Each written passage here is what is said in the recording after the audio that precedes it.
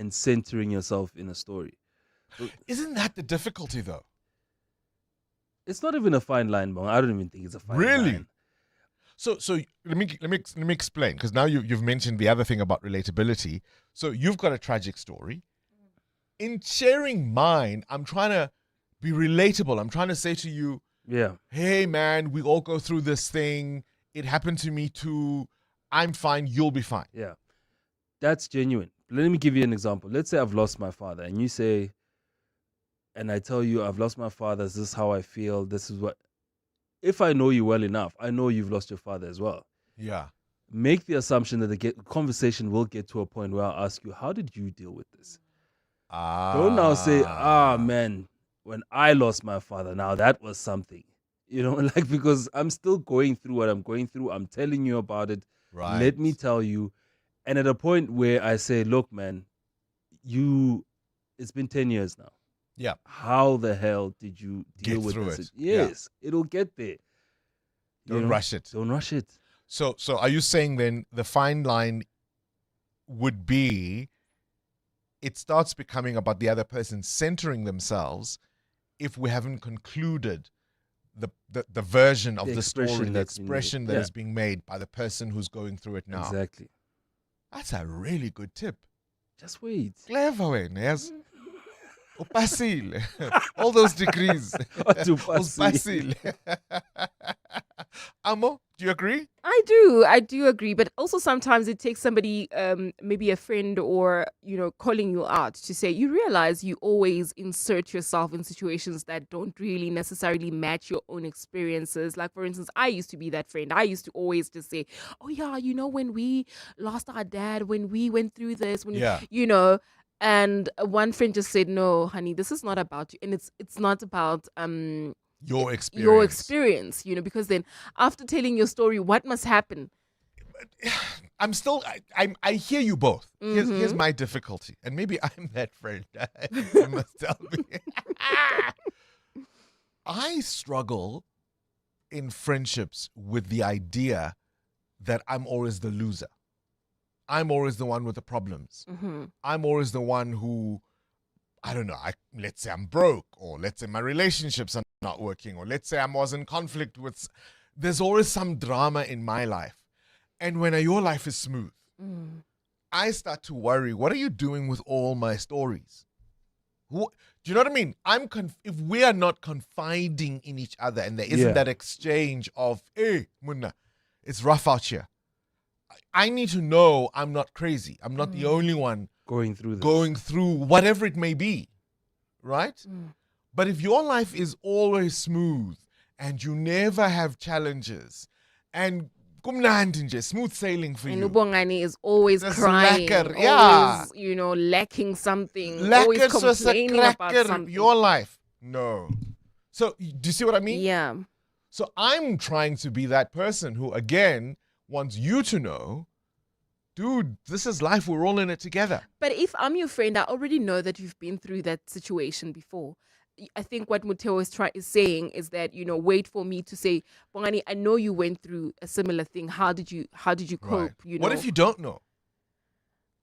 What if you think my life is all together, and you are telling me your issues, and because I know your impression is that my life is just smooth sailing, and I'm trying to say to you, no, even me, hey, marriage is tough, parenting is tough, whatever the issue may be. I'm telling you, I just lost my car. Yeah. And you like, no, I lost my car in 2001. I remember, hey, when you lose your car, you look for it even in the dustbin. So I'm on the other end of the call now listening to you losing your car. All right. You win. I get the point. What do you do when you've got that person in your life? Otherwise, in every other respect, they're fantastic. This could be your spouse, right? This could be your spouse. How do you deal with that person who always makes it about them?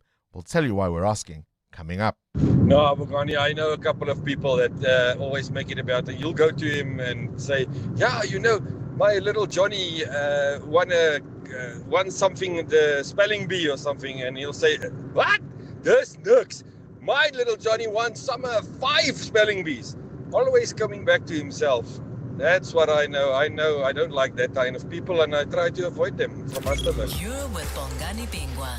702 weekday mornings, 6 to 9 a.m. 16 after 6, we'll take your WhatsApp voice notes on 072 702 1702. I appreciate that voice note coming in bright and sharp early. On to other news now. Of course, we told you yesterday there'd be responses to the President's State of the Nation address. And yesterday, of course, members of Parliament and other political leaders responded to President Cyril Ramaphosa's State of the Nation address, including, of course, promises to deploy the army to fight against crime in various provinces. I want you to listen now to the leader of the Patriotic Alliance, Gayton Mackenzie, but he also had a funny moment where he was struggling to remember, is it the National Council of Provinces or is it the National of Council? It was tough. Chairperson of the NOCPV. Chairperson, you see, already. These are my friends, so leave them.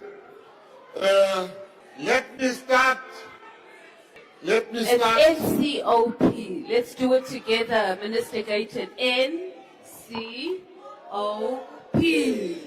NC. Order, honorable members.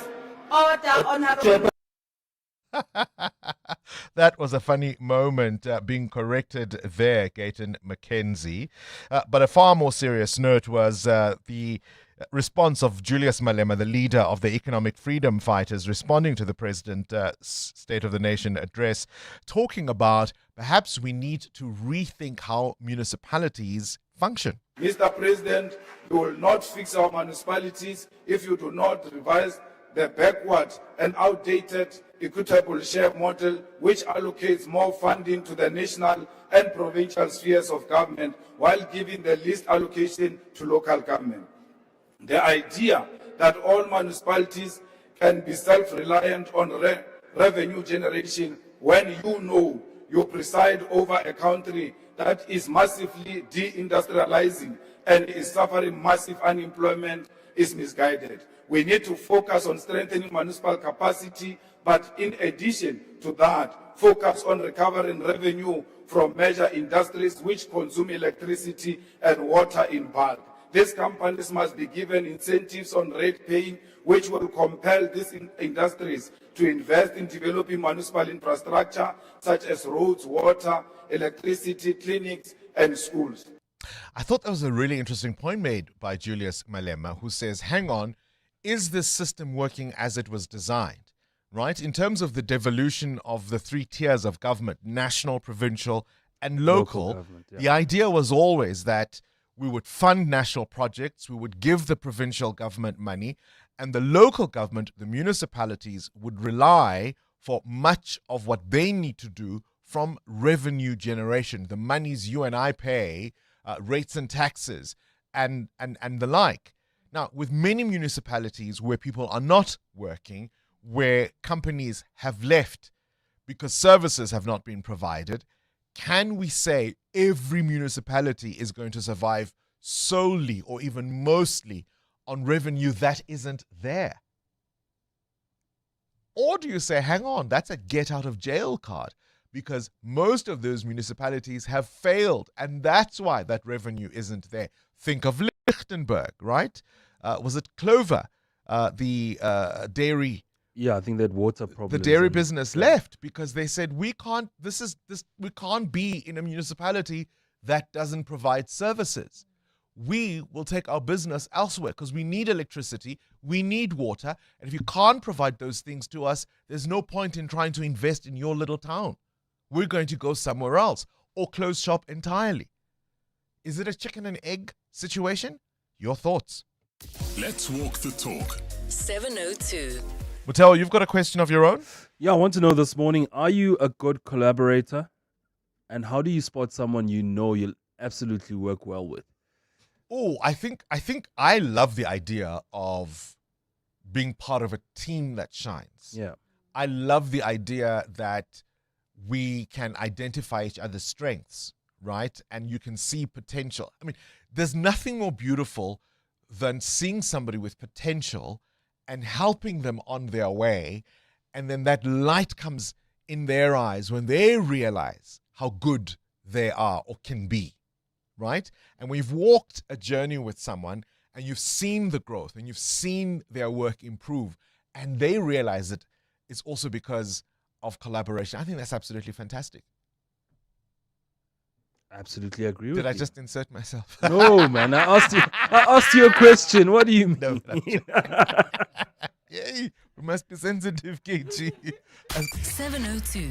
Weather. As my mother used to say, count your words and weigh them. All right, 21 after 6. What conditions can you expect this midweek? A partly cloudy and warm day in store for Gauteng. Temperatures in Joburg will peak at 27 degrees. Your high in Pretoria is 28. It's 26 in Vereeniging. Bloemfontein peaks at 29. So does Gqeberha, East London and Cape Town.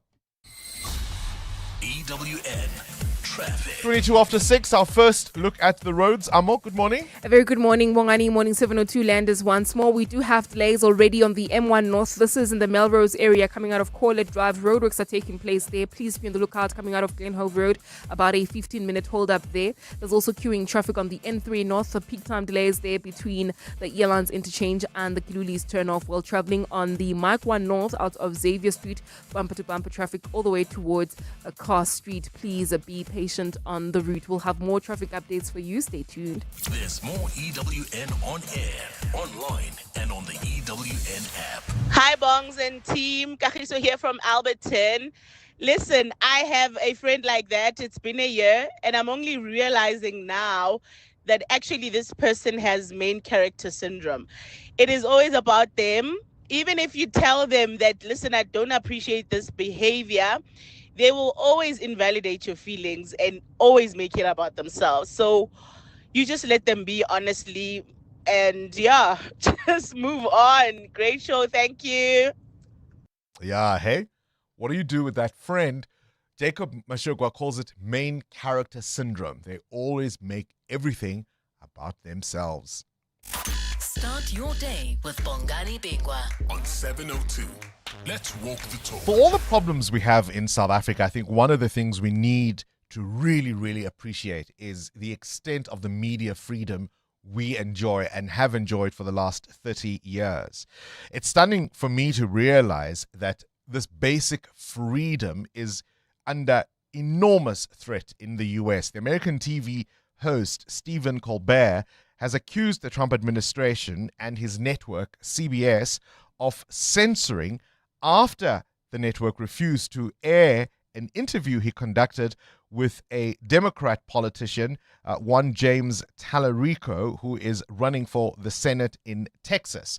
So essentially what is happening in the States, there is a concern that the Democrats may flip Texas, which is usually a Republican state, and it might vote Democrat because this James Tallarico has popular appeal. He's a young guy, he's charismatic, and he was going to be interviewed on Stephen Colbert's show until the network said, no, you can't air that interview on television.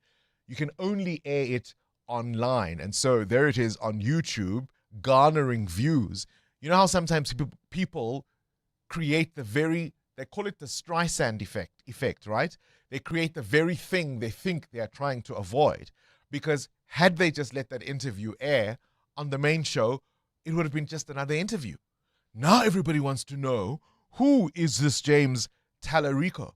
And here you are in Johannesburg hearing about James Tallarico, even though you ordinarily wouldn't have cared to even know who this guy is.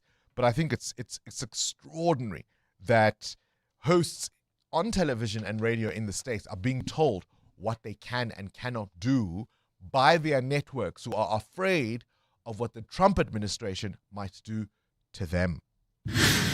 Tributes are pouring in following the passing of the veteran U.S. civil rights leader, the Reverend Jesse Jackson, who has died at the age of 84. He was born in South Carolina and rose to national prominence during the civil rights movement. This is a guy who marched alongside Dr. Martin Luther King. He was in South Africa on the very day Nelson Mandela was released. He was one of the first leaders to greet Nelson Mandela, a free Nelson Mandela. Tributes, of course, were pouring in yesterday. Former presidents Bill Clinton, Joe Biden, former U.S. President Kamala Harris, former President Barack Obama, and indeed our own President Cyril Ramaphosa, all paying tribute to Jesse Jackson as a towering figure in the civil rights movement and the anti-apartheid struggle.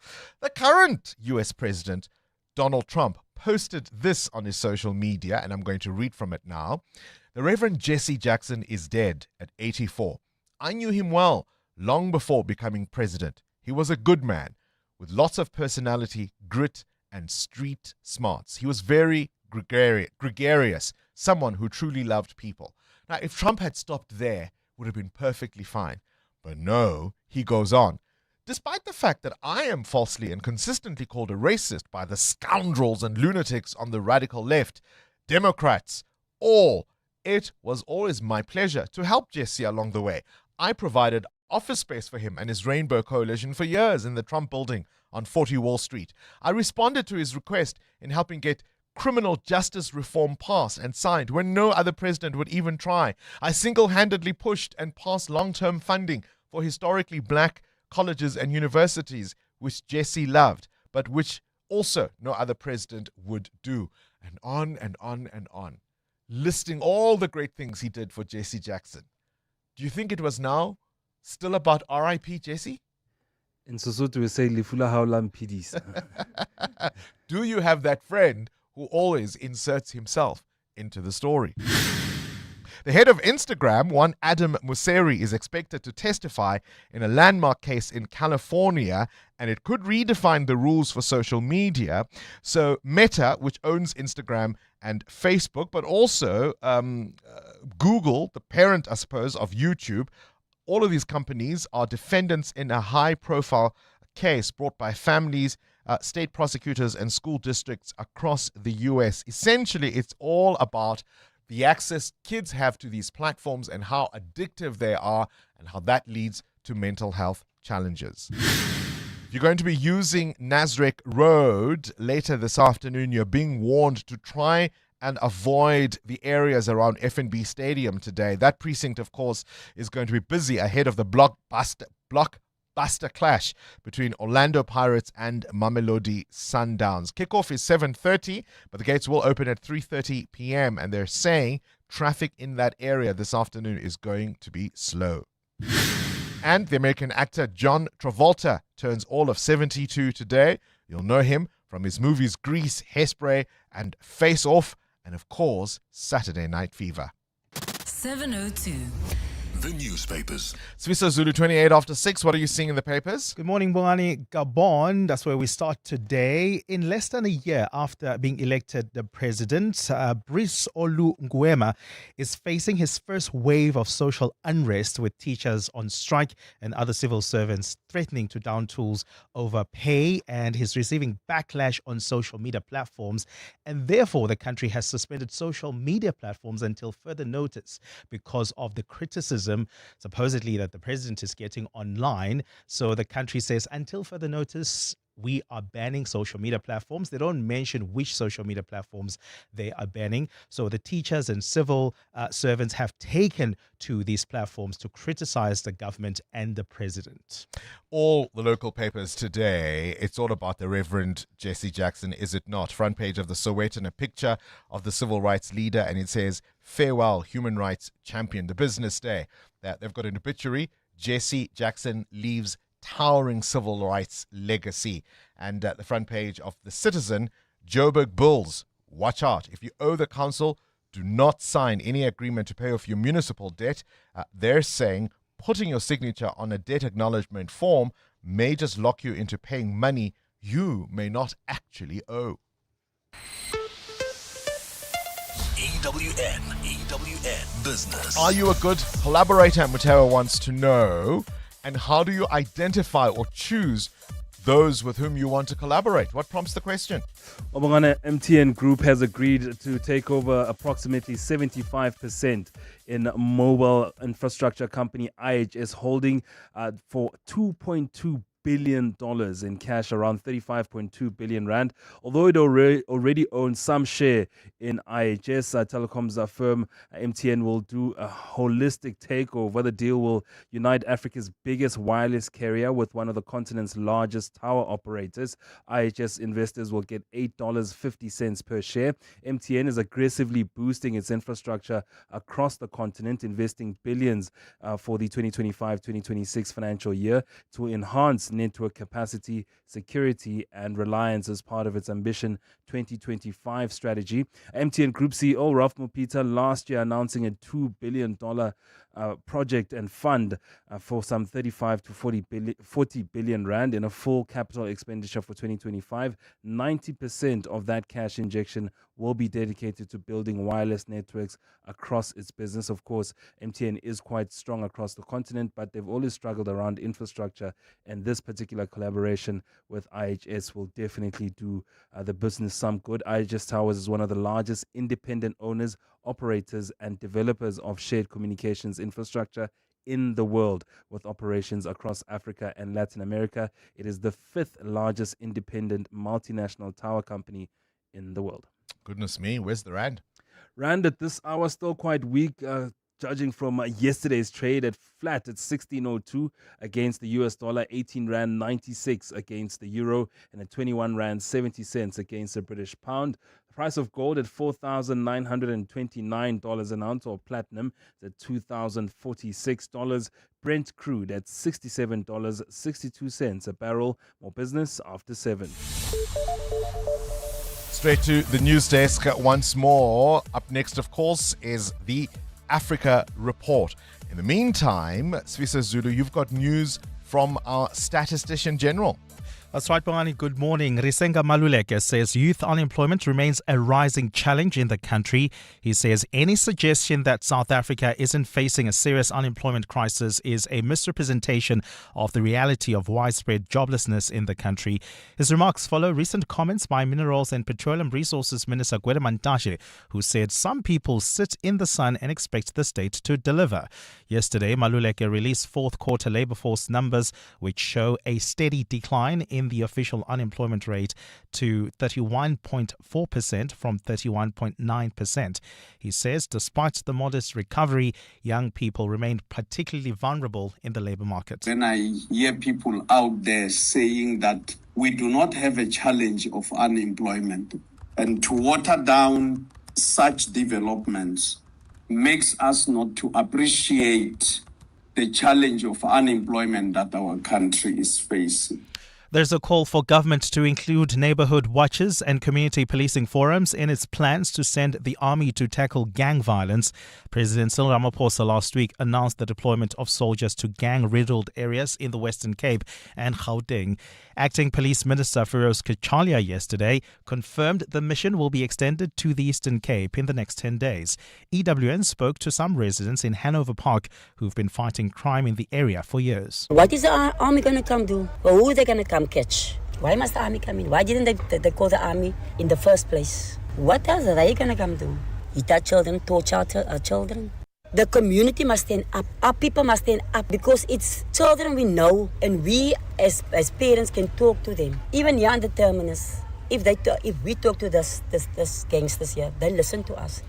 Ukrainian and Russian negotiators were expected to resume a second round of US-mediated peace talks in Geneva today, but neither side has signaled that they are any closer to ending Europe's deadliest conflict since World War II. The talks are the latest diplomatic bid to halt the fighting, which has killed hundreds of thousands, forced millions to flee, and destroyed much of eastern and southern Ukraine since 2022. Two previous rounds of negotiation between the two sides in Abu Dhabi failed to yield a breakthrough. Ukrainian President Volodymyr Zelensky says he's ready to move quickly towards a worthy agreement to end the war, but questioned whether Russia was serious about peace. And Meta CEO Mark Zuckerberg is set to testify at a groundbreaking social media addiction trial today. He was summoned by lawyers representing a plaintiff who alleges Instagram and other platforms were deliberately designed to make young users addicted. Zuckerberg is the most anticipated witness in the California trial, the first in a series of cases that could set legal precedent for thousands of lawsuits filed by American families against major social media platforms. The trial will mark the first time the multi-billionaire will address the safety of his world-dominating platforms directly before a jury. A partly cloudy day in store for Gauteng today. The temperatures are at lows of 14 and 15 degrees, peaking at highs between 26 and 27.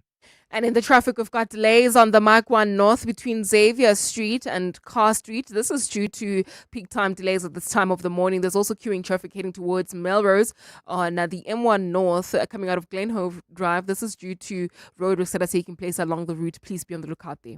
The top story this hour, Statistician General Risenga Maluleke says youth unemployment remains a rising challenge. Okay, truck 7, that has 0 warning lights. Truck 8, it's just been serviced. I guess we're running like a well-oiled machine. Where would I be without MyWay's comprehensive cover for my vans and trucks? Plus, cover for my customers' orders with goods and transit insurance. I guess we'll never know. Visit myway.co.za or dial 0860 64 64 64 and get a quote today. MyWay is a licensed non-life insurer and FSP. T's, C's and standard rates apply. MyWay. Live your way. Your brain's a well-oiled machine. Now put it to work in the brain of 702. Enter on primemediaplus.com. T's and C's apply. The Checkers Extravaganza is now on with over 1,500 deals every week. Like Sunfoil Pure Sunflower Oil 2 litres for $69.99. Tower Egbert's Instant Coffee 200 or 230 grams for $169.99. And Vaseline Body Lotion or Cream 400 mils any 2 for 95 Rand. Save 65 Rand. Valid until 22 February only at Checkers, Checkers Hyper or shop on 6060. Coming up in the next hour, what's the question? And it's brought to you by Outsurance. Up to 3,000 Rand in cash is up for grabs. So 1,000 Rand for the answer. Send us an answer to 072 702 1702 with your name based on anything you heard in the show that piqued your interest, and for that you'll win $1,000. Then later, someone else will ask a question to get your answer to win 2,000 Rand. Now, you always stand a better chance of being selected if you have SMS'd out to Outsurance to get yourself a quote. So do it now. SMS out to 45142 and you could save on your car insurance. 702. WhatsApp Bongani on 072 702 1702. Good morning, Bongani and team. Have it really? Trump made it all by himself.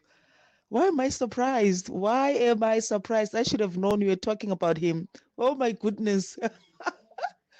No, that man, he's something else. I can't believe people who support him. I cannot believe what spell he has on them. Good morning, Bongani. Because of people like that, I have just developed this thing of not speaking about myself, speaking as little as possible. I will speak when I can see that you are a person that listens, and you're not going to center yourself. But I've experienced those people, and all I do is just listen to whatever they have to say about themselves, comment, all of that. But I don't speak about myself because all the time, these people just take the whole thing and make it about themselves. And now I end up having to give them follow-up questions and ask them follow-up questions. Instead of them asking me. Bongani, I call it the Oprah Winfrey syndrome. You make everything about yourself. You start conversations that will always circumvent back to you. When someone is talking about their own issues, yours must be an overarching issue. It's the Oprah Winfrey syndrome. Me, I also. Lunga here from Tutuza. Hey, Bungles and the team. You know you love beds. Literally, that my car situation happened to me.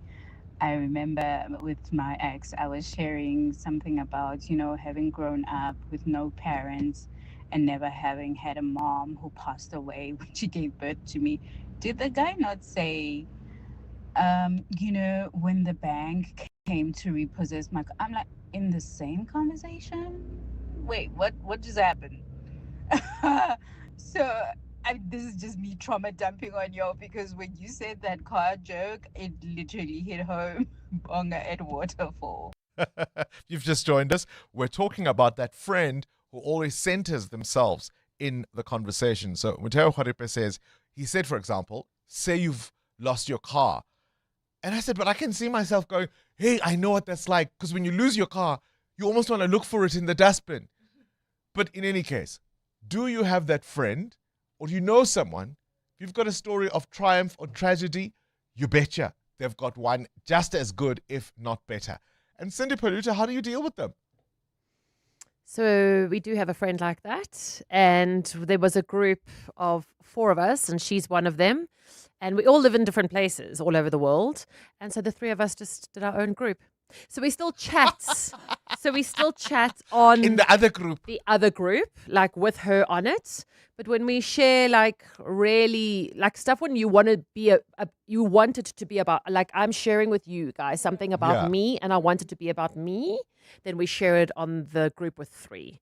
But if we want to just catch up about how's life, what's everybody up to, then we share it on the group of 4, because it will always turn into them, into her. Goodness so if Bongani goes on holiday, the friend will say, oh, I wish I had the money to go on holiday. You know, I don't have the money because, and then it becomes about them. So it's very different when you say, like, let's say Amo's car breaks down, like exactly the example you just gave. You go, I know how hard that is, because, you know, when that happened to me, it was really the admin that killed me. Allowing her to then talk about the admin and how hard it is, right? Yeah. But when you say, yeah, your car broke down, that happened to me, and you know what, it really affected my business, and then I couldn't afford to and then, now it's all about and you. then my mother was saying to me, why can't you get, and then it suddenly becomes about me, and it's no longer about Amo's car. So if it's an add-on, I can sympathize, empathize with your situation because it happened to me and this is how I resolved it. But when it becomes suddenly now about everything else in your own life, then then you are main character syndrome. I agree with Jacob. All right. What do you do with a person like that in your life? EWN Sport. All right, Cindy Paluta, they're already warning about road closures, or at least how difficult it's going to be to drive around the FNB Stadium later this afternoon. Really? Why? What's happening? Is there an artist in town? And it's Is not Lady Beyonce Gaga here? or Lady Gaga. It's not Bad Bunny. No, and I promise you now, I would rather go watch tonight's game than all of those, because it's huge in the Betway Premiership tonight at FNB. The league leaders Orlando Pirates are hosting the defending champions, and second on the table, Mamelodi Sundowns, 6 points separating the two sides. Sundowns have a game in hand. Pirates coach Abdeslam Wadu has told his players not to focus on the title race. It doesn't change too much for us, you know. It's why I really praise my players to be focused in our target and to go without any pressure, to be really free in their mind. Just a reminder, as Bongani says, please do try get to the stadium as early as possible. Don't leave it for the last minute. We don't need that mad rush at the gates getting in and out of the stadium. The CAF Champions League quarter-final draw was done yesterday. Mamelodi Sundowns will play Stade Malien. In UEFA Champions League first leg of the playoffs last night, Real Madrid beat Benfica 1-0. The game was halted for 10 minutes after goal scorer Vinicius Jr. reported alleged racist abuse by opposing players and left the field with his teammates. Galatasaray thrashed a 10-man Juventus 5-2. Defending champions PSG came from 2 goals down to beat a 10-man Monaco 3-2. Dortmund beat Atlanta 2-0. It's the story of the T20 Cricket World Cup so far. Zimbabwe advancing to the Super 8s. I say that with the biggest grin, with Sri Lanka as Australia and Ireland are out. Zimbabwe's game with Ireland yesterday was rained out, which means Australia can't catch them, even if they beat Oman in their last game. Zimbabwe's captain, Sikandar Raza. Yeah, certainly very humbled, very grateful, very pleased at the same time. As much as the boys are enjoying, and rightly so, but I think we've got another game in less than 48 hours, which we need to prepare, and that includes a travelling day tomorrow as well. So yeah, we'll have a little celebration in the changing room, but once we leave changing room, we've got another game to prepare, so our focus will shift to that game pretty quickly. But for now, everybody's happy, honored, pleased, grateful, all those feelings. It's the first time in 17 years the Australians have been knocked out of a World Cup at a group stage. For Zimbabwe, they're in Group 1 with the defending champions India, the West Indies and South Africa. In Group 2 will be Sri Lanka, New Zealand and either Pakistan or the USA. The Proteas are playing UAE this morning. That's at 7:30. Pakistan will advance later if their game with Namibia is rained out. And in the 4-day domestic competition, the Lions and Warriors will battle it out at the Wanderers in the final. That starts today. Cindy Paluta, Eyewitness News Sport. Smart Steve from Momentum, hello. Smart Steve, my daughter just turned 18, right? And now she's got a license and a boyfriend. You're worried about her safety. With Momentum Safety Alert, she can access help 24/7. Is that the emergency response version of Curry in a Hurry? For sure. She can get help at the touch of a button for free. Free? For all that and all? Visit momentum.co.za or call 0860 006 784. Momentum Insure, keeping you safe on your journey to success. Momentum Insure is an authorized non-life insurer. T's and C's apply. Growing a business is a 24/7 job. In fact, 55% of small business owners say they can never switch off. Usually, it's personal moments like date nights that are missed, long overdue holidays that pay the price. Xero wants to help you claim one back with emotional tax return. To enter, share a moment you missed while growing your business. You can go to Instagram stories and tag @Xero, spelt with an X. The competition will end on the 22nd of March. T's and C's apply. The Brainy Kids of the Whiz Quiz on 702. Good day. I'm Kian Stapelberg. I am 10 years old and I go to St. Dunstan's College. When I grow up, I would like to be a golf player or I would like to be an engineer. Me and my dad play the Whiz Quiz every morning together. And I really think I could put up a good score, and I would love to play the Whiz Quiz with Uncle Bongani. Thank you. Oh, Kian. Does that sound like another 10,000 Rand in the making? We're going to find out. 702. Coming up at 7:15, the big interview. EWN Traffic. This EWN Traffic is brought to you by Outsurance. SMS out to 45142 now. You could save on your car insurance. If you don't, ask them for 500 Rand. What are you seeing at 13 to 7, Amo? Well, Bongani, we've got roadworks taking place on the Mike-1 North right near Glenhove Road, causing heavy traffic volumes in the Melrose area. Please be on the lookout there and expect about a 15-minute hold-up. And traveling in Soweto, Orlando Mzimhlophe, we've got an accident reported. It's right along Klipspruit Valley Road, right near the Soweto Highway Circle. It's causing heavy traffic volumes, and there's also queuing traffic on Chris Honey Road towards the N1. More updates coming up. Stay tuned. There's more EWN on air, online, and on the EWN app. February may be the month of love, but your boss won't be feeling that love if you're late for work.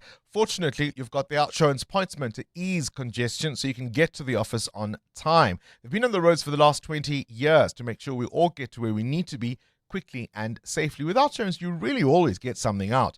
In proud partnership with 702, Outsurance is a licensed insurer and FSP. The pain of losing a loved one is never easy. It will leave you feeling overwhelmed. At Clientele, we understand that burying loved ones with dignity truly matters. Our funeral plans pay out cash within just 24 hours, and you receive 200 Rand airtime when you claim to make those important calls. Plus, we cover up to 13 people on one plan. SMS funeral to 31586. That's 31586. Clientele Life is an authorized FSP and licensed life insurer. T's and C's online. Standard rates apply. When your business needs strength, reliability, and serious capability, look no further than Peugeot Professional Pickups. Built tough for South African conditions, Peugeot Pickups are engineered for fleets, professionals, and the agricultural heroes who keep this country moving. From rugged road and load capacity to fuel-efficient performance, these pickups work as hard as you do. Whether you're building, delivering, or farming, Peugeot has a model that's ready for the job.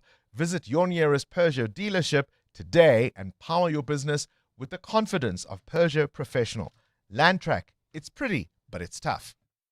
Listen up, corporates. Wrap up your tax year on a meaningful note by donating to DKMS. Your support assists in fighting life-threatening blood cancers by enabling DKMS to recruit more potential donors, as well as raising patients' chances of finding a match. And there's an added advantage. enjoy the benefits of a Section 18A tax certificate, which grants your company a well-deserved rebate. Be a force for good this tax season by giving those in need a new lease on life. Email fundraising at dkms-africa.org to donate today. Who is the whizziest of them all? It's the Whiz Quiz on 702. All right, let's give away some cash. Up next, of course, a very important conversation that was held at the recent African Union Summit in Addis Ababa. We'll tell you all about that in a moment. In the meantime, Kian wants to be a golf player and an engineer, goes to St. Dunstan's College. Kian, who's your favorite golfer? Probably Bryson DeChambeau. Okay. All right. I like your choice there. Anybody you want to say hello to who may be listening? I would like to give a shout out to Miss Brookway and 5S and Auntie Mandy and my family members. All right. I'm sure they're all rooting for you, Kian. Here you go. Good luck. KG, start the clock. Which word means reluctant? Is it eager or unwilling? Unwilling. Unwilling, correct. What is a group of lions called? A pride. Correct. True or false? South Africa has 3 capitals. True. Correct. Complete the saying, a watched pot never what? Please repeat. Complete the saying, a watched pot never what? Skip. Boils. Which planet is further from the sun, Venus or Mars? Mars. Correct. What is the currency used in the United States of America? Dollars. Correct. What is the name of the lion cub who became the king in The Lion King? Simba. Correct. What is 4 times 7? 4 times 7 is 28. Correct. Spell the word rotate. ROTATE. Correct. How many players on a cricket field may wear gloves during play? 2. 3. It's the 2 batsmen and the wicket keeper. The wicket keeper. Bit of a tricky one there, but we were out of time anyway. Kian, you did really, really well. You gave it a good bashing. 800 Rand is what you walk away with. 8 correct answers out of the 10 you were asked. Very well played. 10 years old, goes to St. Dunstan's College. The brainy kids of the Whiz Quiz On 702. 702. The Africa Report. This morning, we're going to talk about something that perhaps doesn't get talked much about often, particularly as a public policy issue. It's something that affects millions of women around the world and certainly on the continent, but is often really whispered. Women's health, and specifically uterine health. This is overall reproductive health, from menstrual cycles to facilitating pregnancies.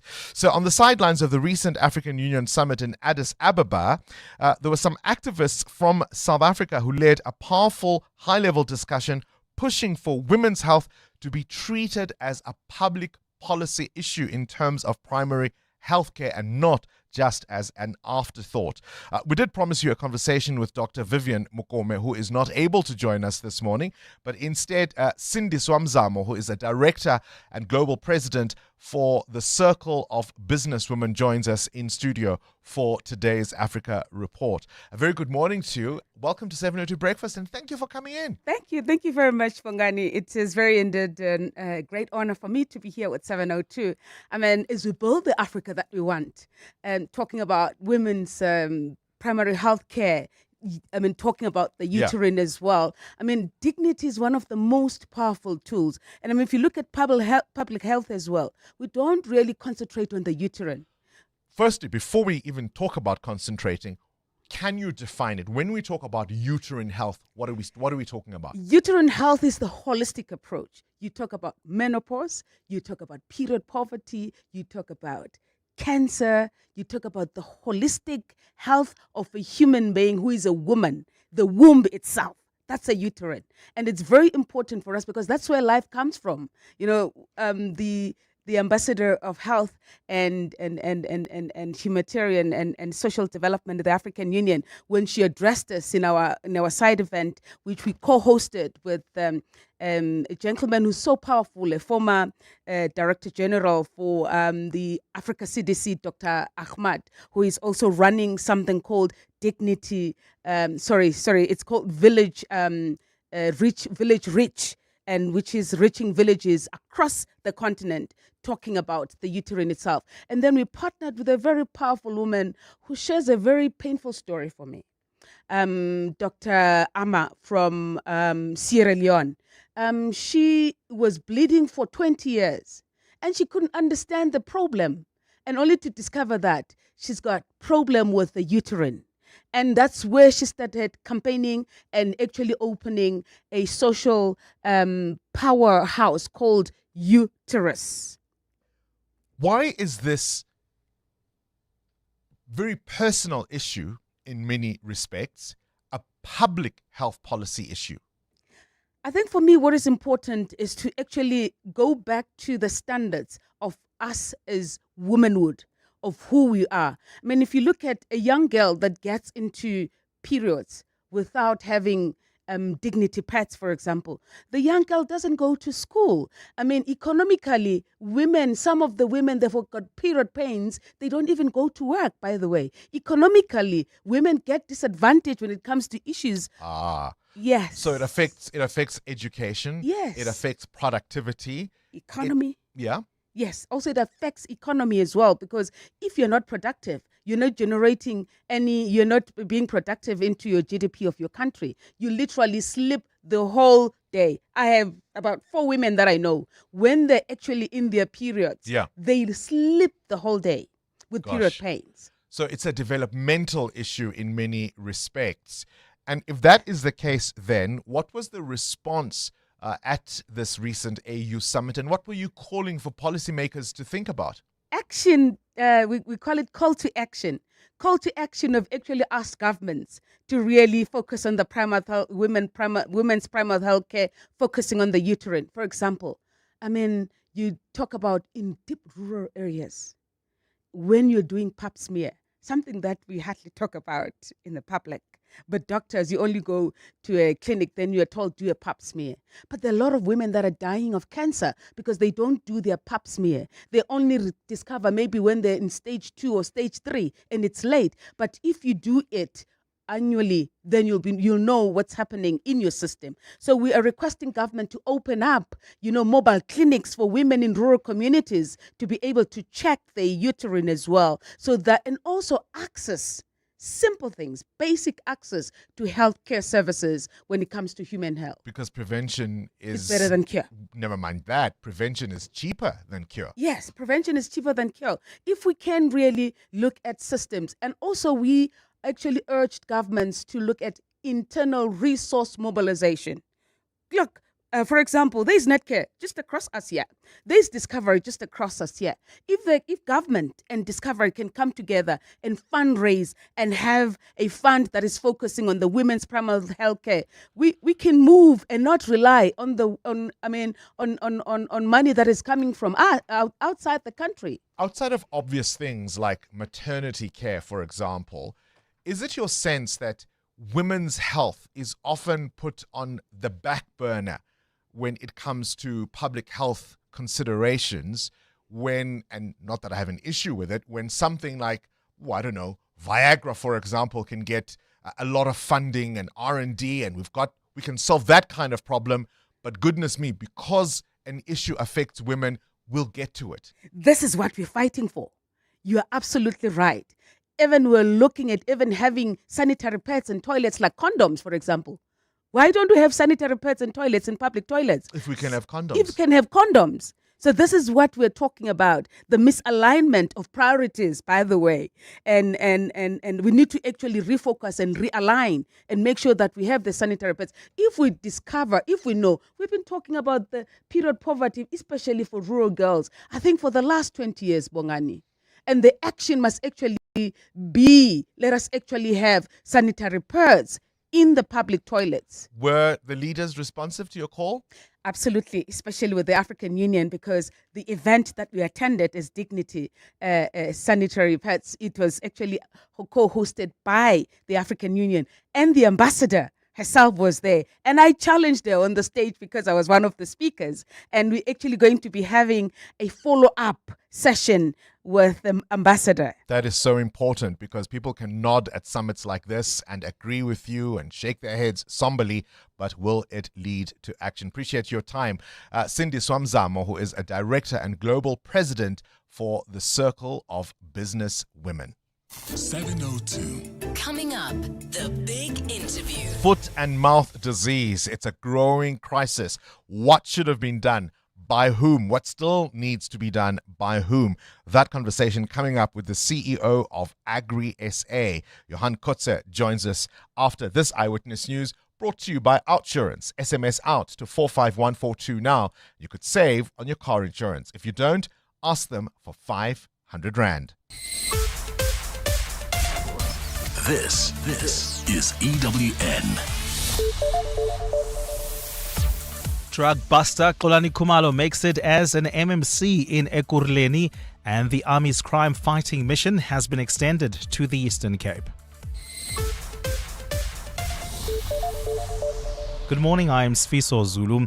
Popular Moja Live TV presenter Xolani Khumalo has been appointed as MMC for Community Services and Bylaw Enforcement in the city of Ekurhuleni. Khumalo recently entered politics under the Action SA banner and has emerged as the party's mayoral candidate in the metro. Ekurhuleni Mayor Dr. Xhakaza has made sweeping changes to his mayoral committee, a move that has seen Action SA joining ANC-EFF coalition in the city. Alfara Mushwana takes a look. Ekurhuleni Mayor Dr. Xhakaza has reshuffled his 10-member mayoral committee, which for years was dominated by the ANC and EFF. The ANC has retained 5 portfolios, the EFF has been reduced to 2, while Action SA, the NFP and the Patriotic Alliance have each received 1 seat. Meanwhile, I'm not here because I'm stupid. I'm here because I know what you are doing. Nah?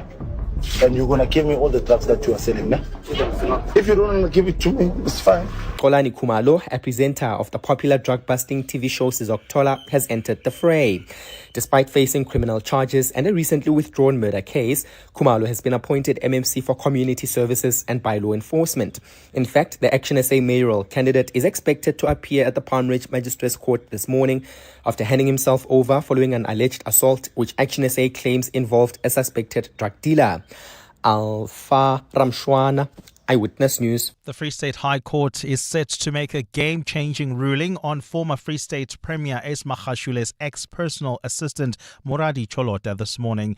The court will deliver its highly anticipated judgment on the NPA's bid to prosecute Cholota in the long-running asbestos fraud and corruption case. The High Court last year ruled in favor of a special plea to challenge her extradition from the US, claiming it was unlawful and driven by malice because she refused to testify against her former boss Magashule. The Ukayam Dambo has more. The state in the matter appealed the judgment all the way to the Constitutional Court, where it was handed a lifeline in a unanimous judgment.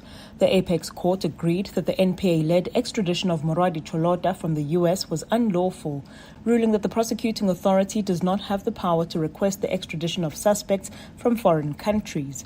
But the highest court in the land set aside the decision by the lower court not to prosecute Cholota, which then put her back in line to stand trial with her former boss Ace Magashule, controversial businessman Edwin Sodi, and other former Free State officials. Last month, Cholota's lawyers continued to argue the other grounds of a special plea to avoid corruption charges.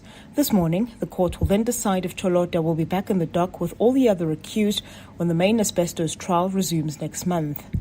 Nogukanyam Dambo, Eyewitness News in Bloemfontein. Some members of parliament and ministers have welcomed the extension of the army deployment to the Eastern Cape to help police in the fight against crime.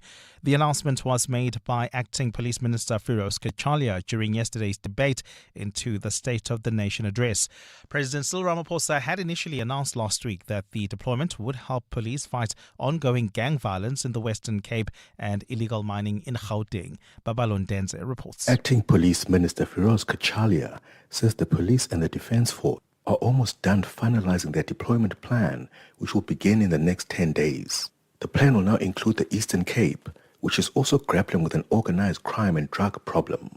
Sports, Arts and Culture Minister and Patriotic Alliance leader Gayton McKenzie welcomed the move, saying crime is high in the province. Mr. President, we would like you to add the Eastern Cape, because more people die in the Eastern Cape than anywhere else. Deputy Defence Minister Bantu Olomisa says deployment will help in crime hotspots. We therefore welcome the deployment of the SANDF in support of SAPS in crime epicenters such as the Cape Flats. But EFF leader Julius Malema said the deployment is nothing more than an admission that the police have failed in keeping communities safe. Babalo Ndenza, Eyewitness News. And U.S. envoy Steve Witkoff says talks between Ukraine and Russia have brought about meaningful progress. Both sides are set to begin a second day of negotiations in Geneva in the Washington-led drive to end the war in Ukraine. The talks are the latest diplomatic bid to halt the fighting, which has killed hundreds of thousands, forced millions to flee, and destroyed much of eastern and southern Ukraine since 2022. But neither Russia and Ukraine have signaled that they are any closer to ending the conflict. But Witkoff says both parties have agreed to update their respective leaders and continue working towards a deal. Gold is trading at $4,937.88 an ounce. The rand is at 16 rand exactly to the dollar, 21.69 to the pound, 18.95 to the euro. Brent crude oil is at $67.65 a barrel. And in the traffic, we've got faulty traffic lights reported in Bosmont along Albertina Sisulu Road and Durban Port Road. And they're causing heavy delays because they aren't changing. So please be on the lookout there and be patient on that route. If you were traveling in Rand Park Ridge, we've got an accident on Beyers-Naudé Drive. It happened right near the N1 exit. It's causing delays coming out of Christian David Road. And if you're traveling on the N1 North towards Fourways, delays between Beyers-Naudé Drive and Winnie Mandela Drive. And in your sport, both Sundowns and Pirates claim tonight's clash is not a title decider. Sundowns looking to close the 6-point gap at FNB Stadium. While in the Premier League, Arsenal hope to extend their lead as they take on Wolves. In the Champions League, wins for Real Madrid, Galatasaray, PSG and Dortmund. And at the T20 Cricket World Cup, the Proteas, already through to the Super 8s, are playing UAE in their last group game today at 7:30 a.m. A partly cloudy day in store for Gauteng. Johannesburg is at a low of 14 degrees, peaking at 27. Pretoria, 14 and 28. Vereeniging, 15 and 26 degrees. The top story in EWN this hour. Popular Mojalav TV presenter Xolani Khumalo has been appointed as MMC for Community Services and Bylaw Enforcement in the city of Ekurhuleni. EWN, in touch, in tune, and independent. For the latest, visit ewn.co.za or download the EWN app. In the month of secret admirers, it's no secret that OUTsurance could save you money on your car insurance. Like 32-year-old Parushka, who saves a whopping 729 Rand on her 2020 Haval H2. Get a quote now, and if OUTsurance can't save you money, ask for 500 Rand or 1,500 Rand if you've been claim-free with the same insurer for 3 years. SMS out to 45142. So that's out to 45142. OUTsurance is a licensed insurer and FSP. T's and C's and information online. Calling all the brightest minds in Gauteng. Time to flex your general knowledge smarts in the brain of 702. Enter now on primemediaplus.com. T's and C's apply.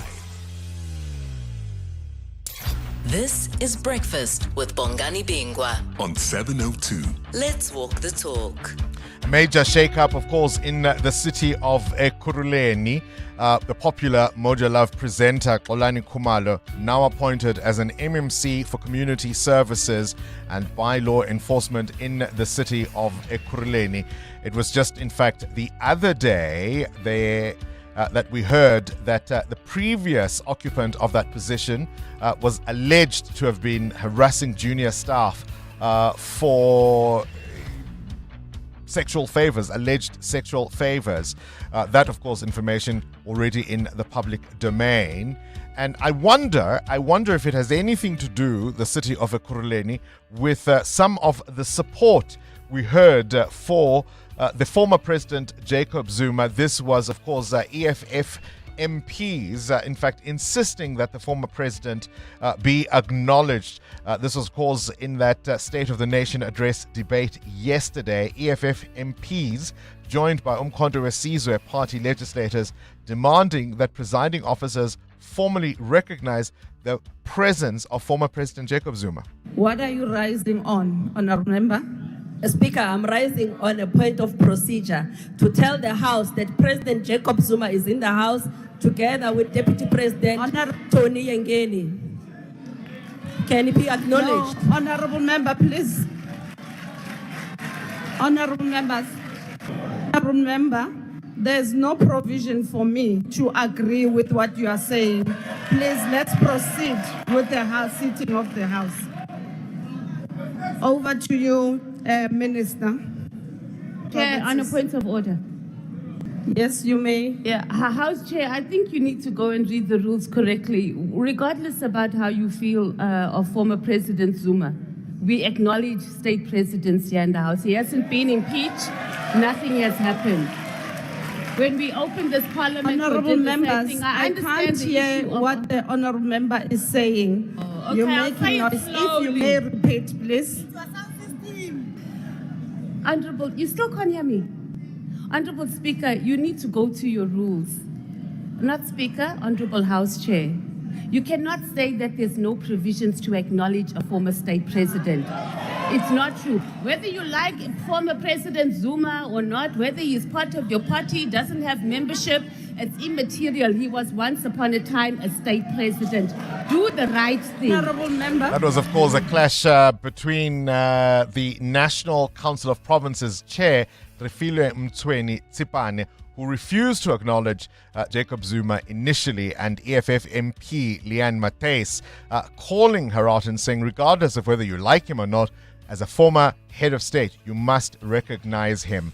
That support, of course, being speculated that the two parties are likely to vote together to push out that ANC-DA-IFP coalition in KZN, and there is, of course, also a clash in Ekurhuleni. So one wonders if all of those things are linked. The other big story yesterday is the news that came out of the United States that the towering civil rights activist and leader, the Reverend Jesse Jackson, passed away at the age of 84. I was born in the slum, but the slum was not born in me. I may be poor, but I am somebody. I may be on welfare, but I am somebody. I may be in jail, but I am somebody. I may be uneducated, but I am somebody. I am black, beautiful, proud. I must be respected. I must be protected. I am somebody. This is Breakfast with Bongani Bingwa on 702. Let's walk the talk. The fiery Reverend Jesse Jackson. Motorists are being warned if you're going to be using Nasrec Road this afternoon, there may be road closures around the FNB Stadium precinct ahead of that blockbuster clash between Orlando Pirates and Mamelodi Sundowns. Gates will open at 3:30, and even though kickoff is at 7:30, the match is expected to conclude only around 9 o'clock in the evening. On this day, the Gambia made history, becoming the 36th African nation to gain independence from its colonial rulers. SASSA, the South African Social Security Agency, urging grant beneficiaries not to ignore SMS notifications, calling them in for social grant reviews. And hip-hop heavyweight Dr. Dre, or Andre Romel Young, turns 61 today. 702. Up next, The Big Interview. EWN Traffic. Let's catch up with the roads now. Amo, what are you seeing? Well, Bongani, we've got several reports that our listeners have been sending to us. Faulty traffic lights in Bosmont along Albertina Sisulu Road and Devonport Road, and they are causing delays because they aren't changing. So please be on the lookout if you're traveling along this route and be patient. And then another report we've got on our X at EWN traffic, four ways. Cedar Road, traffic lights are out of order right at Four Ways Road and the Life Hospital. So please be on the lookout as well. Drive with care and please be patient. I'll have more traffic updates, but if you come across anything else, like our faithful listeners, do send us those reports on X at EWN Traffic. There's more EWN on air, online, and on the EWN app. When the Mahindra Fusion Fest 2026, powered by 702, brings you Z, Focalistic, Dali Wonga, Zoe Mudija, and more. Fashion, art, and music will take center stage. And so can you by playing the daily Mahindra Fusion Fest quiz on 702 for up to 10,000 Rand and 2 tickets to the fest. WhatsApp the keyword Mahindra to 072-702-1702 with your name and ID number. Every day this week from 1 p.m., 702 afternoons with Rebukile Mabucha could call you back. The Mahindra Fusion Fest 2026, powered by 702. TCs and more on primemediaplus.com. February is Rare Disease Month. Everyone deserves equal opportunities and access to healthcare. But for those of us with a rare disease, we are more likely to face misdiagnosis, treatment inequality, and isolation. This Rare Disease Day, light up in solidarity with over 300 million people living with a rare condition. Visit rarediseases.co.za. Outsurance business insurance, the cost was far less. I even have better benefits. Outsurance business insurance clients know that it pays to switch. And did you know you get 24/7 access to panic assistance, roadside assistance, and even office assistance for guest houses, catering companies, and all other businesses. Get a quote today and see why it pays to switch to Outsurance business insurance. Visit outsurance.co.za or call 08600 60,000 today. Licensed insurer and FSP. TCs and information online. Limits apply. 702. The Big Interview with Bongani Bingwa. 16 minutes after 7 o'clock. On to this now. It's a growing crisis, the foot and mouth disease. But what does it mean for farmers? And importantly, what will it mean for consumers and indeed retailers and the general economy? What should have been done to better manage this crisis, and what needs to be done now that we are here? We've invited the CEO of Agri SA, Johan Kotze, who joins us now. And a very good morning to you. Thank you for your time this morning on 702 Breakfast. Thank you, Bongani. Just give us a sense of where we are with this foot and mouth disease outbreak. How serious are things at the moment? It's a national crisis, so it's far greater than what we've ever experienced in the history. I had a look. I think the first outbreak in South Africa was 1904, and it occurred many times thereafter.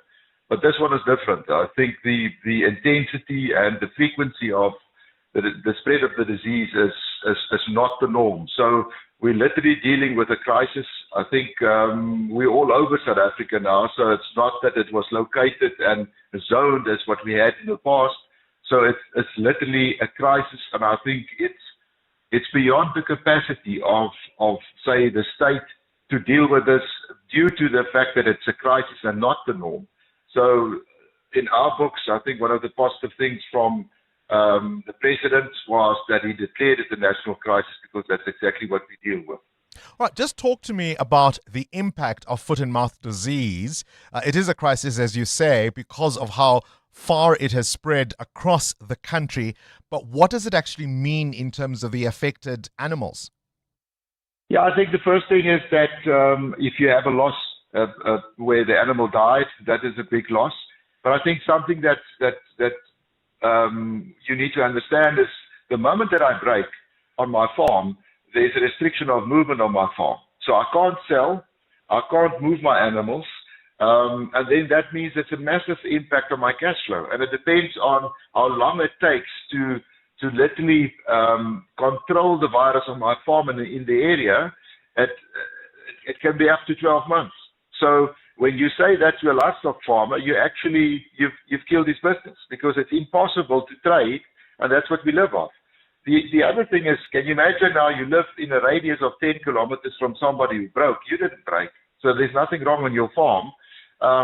So you also can't move. I think the other point is, if you have a look at the pig industry, which is all in all out. So literally, if you can't move, you don't have space to put your pigs anymore, and they need to be out. So it's devastating. The practical implication thereof is massive. for the farmer. So once it breaks on your farm, I think you have to quarantine for up to 12 months. And you're saying even neighboring farms where the disease might not have been identified just yet, but because of proximity, that can present challenges. Which farmers have been particularly hard hit? Is it dairy, for example? Yeah, I would say, firstly, province-wise, I think KwaZulu-Natal was hit the hardest for quite a long time, and it's spreading to the Eastern Cape. So Western Cape just broke down a small little place, and hopefully they're going to maintain it and protect themselves. Industry-wise, it's all about the practice that you use. So if you think of a dairy herd, they're all together. You group them 2 or 3 times a day. The feeding systems they utilize from farm to farm, so they're much more prone for spreading the disease and getting the disease.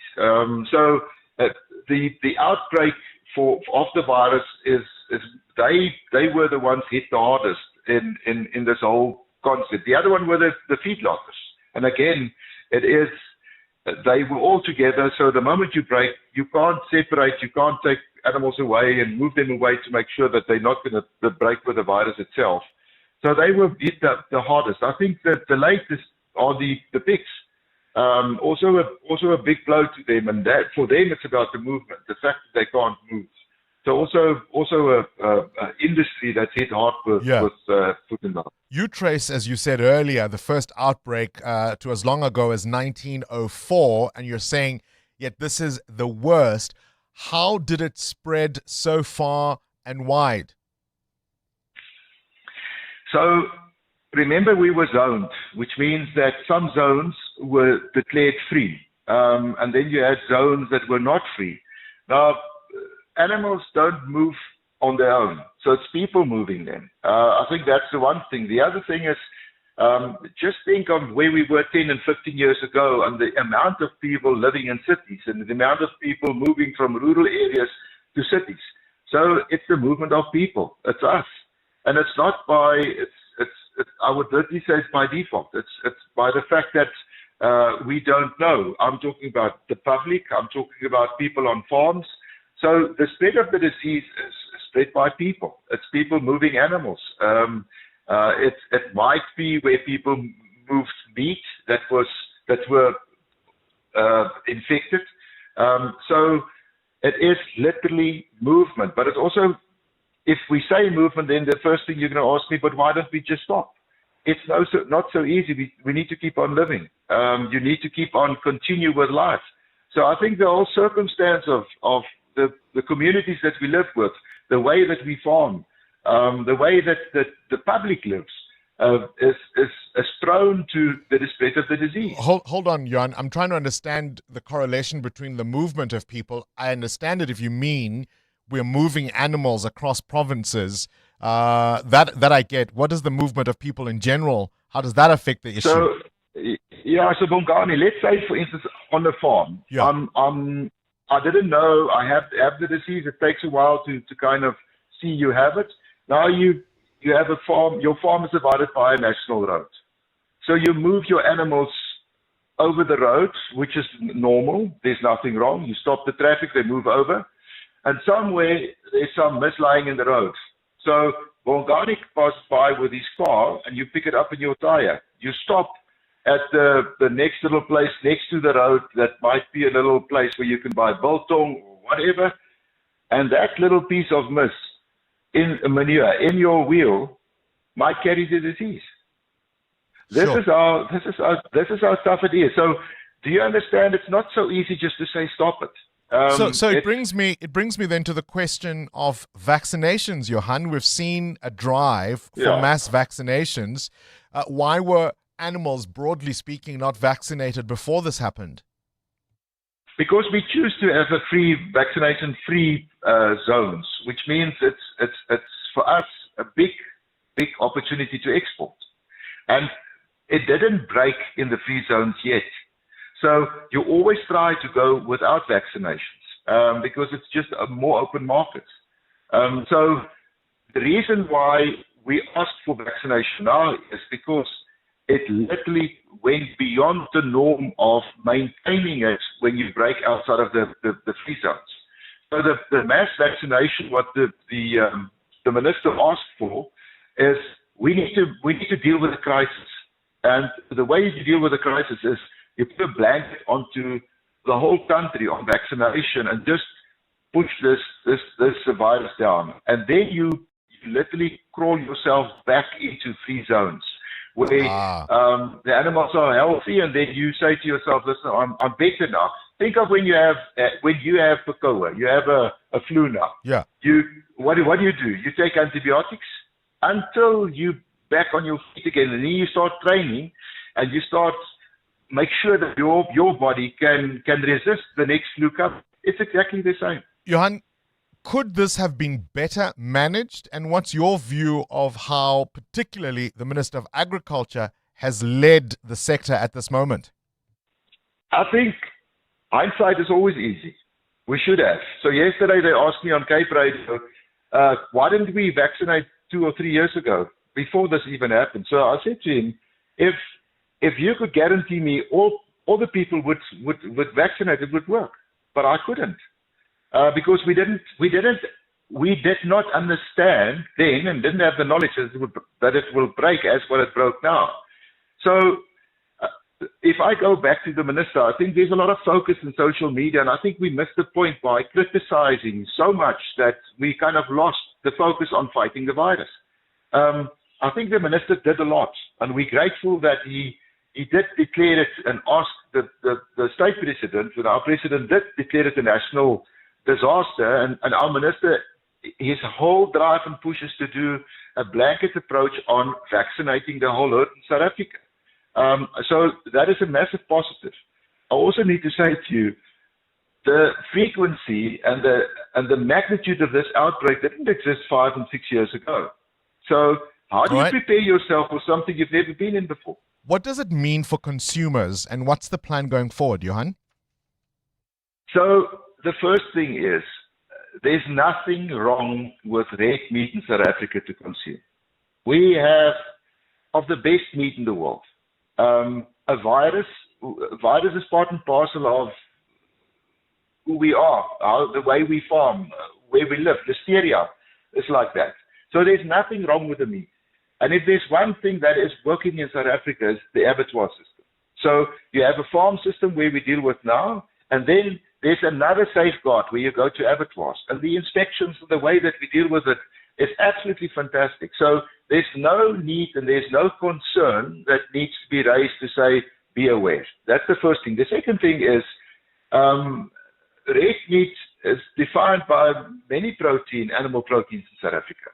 So the fact that we deal now with an issue, it might have an increase or a decrease in price of meat. But remember, we're also dealing with pork. We're also dealing with game. And there's some fantastic chicken in South Africa. So I think out of an animal protein perspective, I don't foresee any crisis. So my take is I think we need to focus on the virus. And sometimes we focus so much on all the other crises, we make it a bit bigger. And I don't think there's a need of concern for the consumer themselves. All right, Johan Kotze, appreciate your time, CEO of Agri SA. The important thing, I think, from that conversation for the general public at least, is that the meat is safe. EWN Business. 28 after 7 business news now. Muteo Haripe, unemployment dropping a little, ever so slightly, because overall it's still too high, isn't it? Yeah, it was that small drop to 31.4%. Unemployment rate in the country going down slightly from 31.9% in the previous quarter. Statistician General Arisenga Maluleke says the country is seeing gradual improvement, while employment has increased over that period. Around 172,000 more people joined the ranks of the unemployed during the same period. Discouraged job seekers, people who have stopped looking for work, also rose by 233,000 to 3.7 million. So very little to celebrate. That's the scary number, right? Almost 4 million South Africans have given up on the idea that they will find a job. So that's something to worry about. All right, talk to me. The multi-commodity miner, Afrimat. What are they feeling? They're feeling the impact of the slow growth in South Africa's economy and the fact that customers are now contending with cheaper imports. So the company says it's assessing projects where international or local partners in technology can help advance timelines and unlock value for Afrimet. Overall, local volume sales are expected to settle at about half of the volumes reached in the previous financial year. Local volume sales have reached around 277,000 tons. Now, during the first half of the financial year, significant operational improvements were achieved at the Komati anthracite mine. Hold on, is this to do with the ferrochrome smelters? Yeah, so because they, supply this anthracite, which is a high quality coal that helps burn some of that steel, because the ferrochrome dealers had closed, it meant that anthracite from their side was not moving. So they had to shut down in December and January and wait for the ferrochrome dealers to come back online so they can sell their anthracite. So it's been a mixed period for them. Slow growth, smelters closing, high electricity cost. It's just... Kuningia. Yeah. Kuningia. All right, the indicators? The rand exactly 16 rand against the US dollar, 18 rand 95 against the euro, 21 rand 70 cents against the British pound. Price of gold, $4,932 an ounce. Platinum up 2% at $2,054. Brent crude at $67.58 a barrel. More business after 8. This Eyewitness News is brought to you by Momentum. Financial advisors help you have a better shot at generational wealth. Speak to a Momentum accredited financial advisor. Momentum is part of the Momentum Group Limited, an authorized FSP and registered credit provider. Compliments and criticism for the president. Sfisa Zulu, good morning. That's right, Bongani. Good morning. Well, this is based on the State of the Nation address he gave last week. And these were the reactions, compliments and thumbs up and criticism from opposition parties who continued analysing and debating the speech. Some parties yesterday criticised Ramaphosa and his administration's move to involve more private sector players in public infrastructure and other state programs. Dr. Bantu Mahlatsi, president of the United Africans Transformation, warned against the move to involve the private sector. Through programs like Operation Vulindlela, government is advancing reform that shift the state away from direct control towards regulating private capital. But the question we must ask is very simple. Who benefits? But EFF leader Julius Malema says Ramaphosa gets the thumbs up of international relations. We fully support you on your posture when it comes to international relations. Your support for Palestine, the people of Western Sahara, South Sudan, and the people of Cuba. One of the commissioners of the Truth and Reconciliation Commission has slammed prosecutors in the NPA for failing to speak out in protest on the pressure they claim to have endured when addressing TRC cases. Yasmin Suka, who was a commissioner of the TRC, which investigated apartheid-era crimes at the dawn of democracy, has been testifying at the TRC cases inquiry this week. The inquiry is investigating allegations of deliberate efforts by those in power to hold back the prosecution of TRC cases. Khomoso Modise takes a look. The TRC cases inquiry has heard that former Deputy Director of Public Prosecutions in the NPA, Advocate Jacobus Pretorius, admitted that there was political interference in investigating TRC cases, but claimed it was not the NPA's doing. When asked about this, former TRC Commissioner Yasmin Suka called it shameful. He paints himself and prosecutors as if they are victims. The real victims are the victims of apartheid-era crimes and their families. And, the only two who were courageous enough, I think, at the outset to take action were Vusi Pikoli and Anton Ackerman. Suka has questioned what this move by prosecutors suggests about the NPA as an institution. This morning, veteran investigative journalist Michael Schmidt will take the witness stand. Khomoso Modise, Eyewitness News. Statistician General Risenga Maluleke says South Africa's youth unemployment remains a rising challenge. He says any suggestion that South Africa isn't facing a serious unemployment crisis is a misrepresentation of the reality of widespread joblessness in the country. His remarks follow recent comments by Minerals and Petroleum Resources Minister Gwede Mantashe, who said some people sit in the sun and expect the state to deliver. Yesterday, Maluleke released fourth quarter labour force numbers, which show a steady decline in the official unemployment rate, down to 31.4% from 31.9%.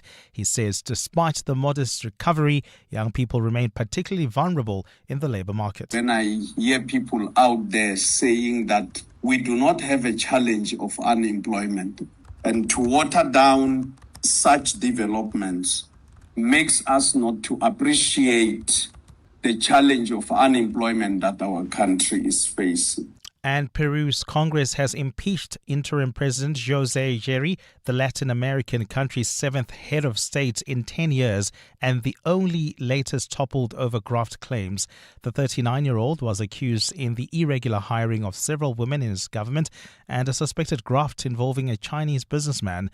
In office since last October, Gerri took over from an unpopular leader, Dina Boluarte, who was also impeached amid protests against corruption and a wave of violence linked to organized crime. Prosecutors last week opened an investigation into whether the head of state exercised undue influence in government appointments. Gerri says he's innocent. Partly cloudy day in store for Gauteng today. The temperatures are at lows of 14 and 15 degrees, peaking at highs between 26 and 27. And in the traffic, we've got heavy traffic volumes. Even people are telling me about the delays on the Mike 1 North. It's due to multiple reasons, really. Peak time delays, roadworks, as well as an accident that I'm picking up between the Killarney Bends and the Glenhove Road. So if you're traveling along this route, please be patient and plan about 30 minutes of your hold up there. If you can, try to use routes like the N3 North, as well as inner city routes like your Jan Smuts Avenue to try and navigate your way around this backlog. The top story this hour, President Cyril Ramaphosa's State of the Nation address has received both compliments and criticism from opposition parties who continued analysing and debating the speech.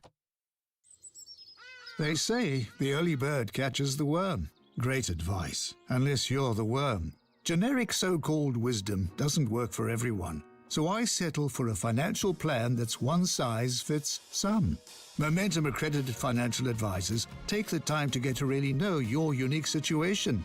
Advice meets your context. Momentum, your journey to success. Momentum is part of Momentum Group Limited, an authorized financial services and registered credit provider. Clement Maniatella. Weekday mornings, 9 to 12. 9 to 12. What do you think is really at stake here? And what are you hoping for? What do you think could be the consequences of this judgment? What we're really hoping for is a constitutional court as the final arbiters in a constitutional democracy, that when Parliament fails, when the executive fails, it's up to the constitutional court to rescue the country. That is what citizens are expecting, because the institutions we've mentioned, like you stated, they've had weird reports or views on what transpired. Maybe it is because the career ascension of the different heads of those institutions depends on the very same president they were asked to look into. Vuyo Zungula, parliamentary leader for the ATM. Clements Maniatella. 9 to 12 on 702. Get your brain in the game, because the brain of 702 is back. Your chance to flex your general knowledge smarts. 3,000 Rand up for grabs every day. The brain of the week walks away with 10,000. And, of course, a spot in the finals to compete for the grand prize of 30,000 Rand. Enter now on primemediaplus.com. Then catch 702 Breakfast and Afternoon Drive for your chance to be the brain of 702. T's, C's, and more on primemediaplus.com. In business, sustainability should share dividends with more than just shareholders. Let's make ROI include a return on integrity. Get financial solutions for environmental and social impact. With R&B, sustainability yields more than good intentions. Trees and C's apply. R&B, a division of First Rand Bank Limited, an authorized FSP and credit provider. Sorry I'm late, Sevi. Had to fetch my lucky putter. No worries, let's go. We're teeing off in an hour. Great. We're taking your car. Can't. It's already taken. What do you mean taken? It was right here when I left a few minutes ago. I sold it to WeBuy Cars and made a whole lot of green.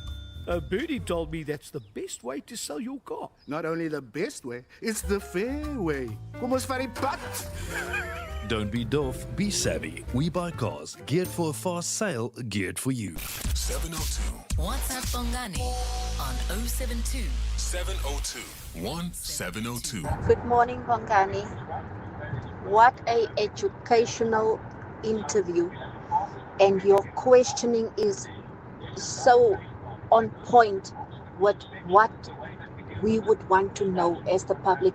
Hence, I want to say to 702, thank you for edifying us. And very, very sad for the farmers and the repercussions, of course. But thank you, thank you. Good morning, Mr. Bingwa and 702 Landers.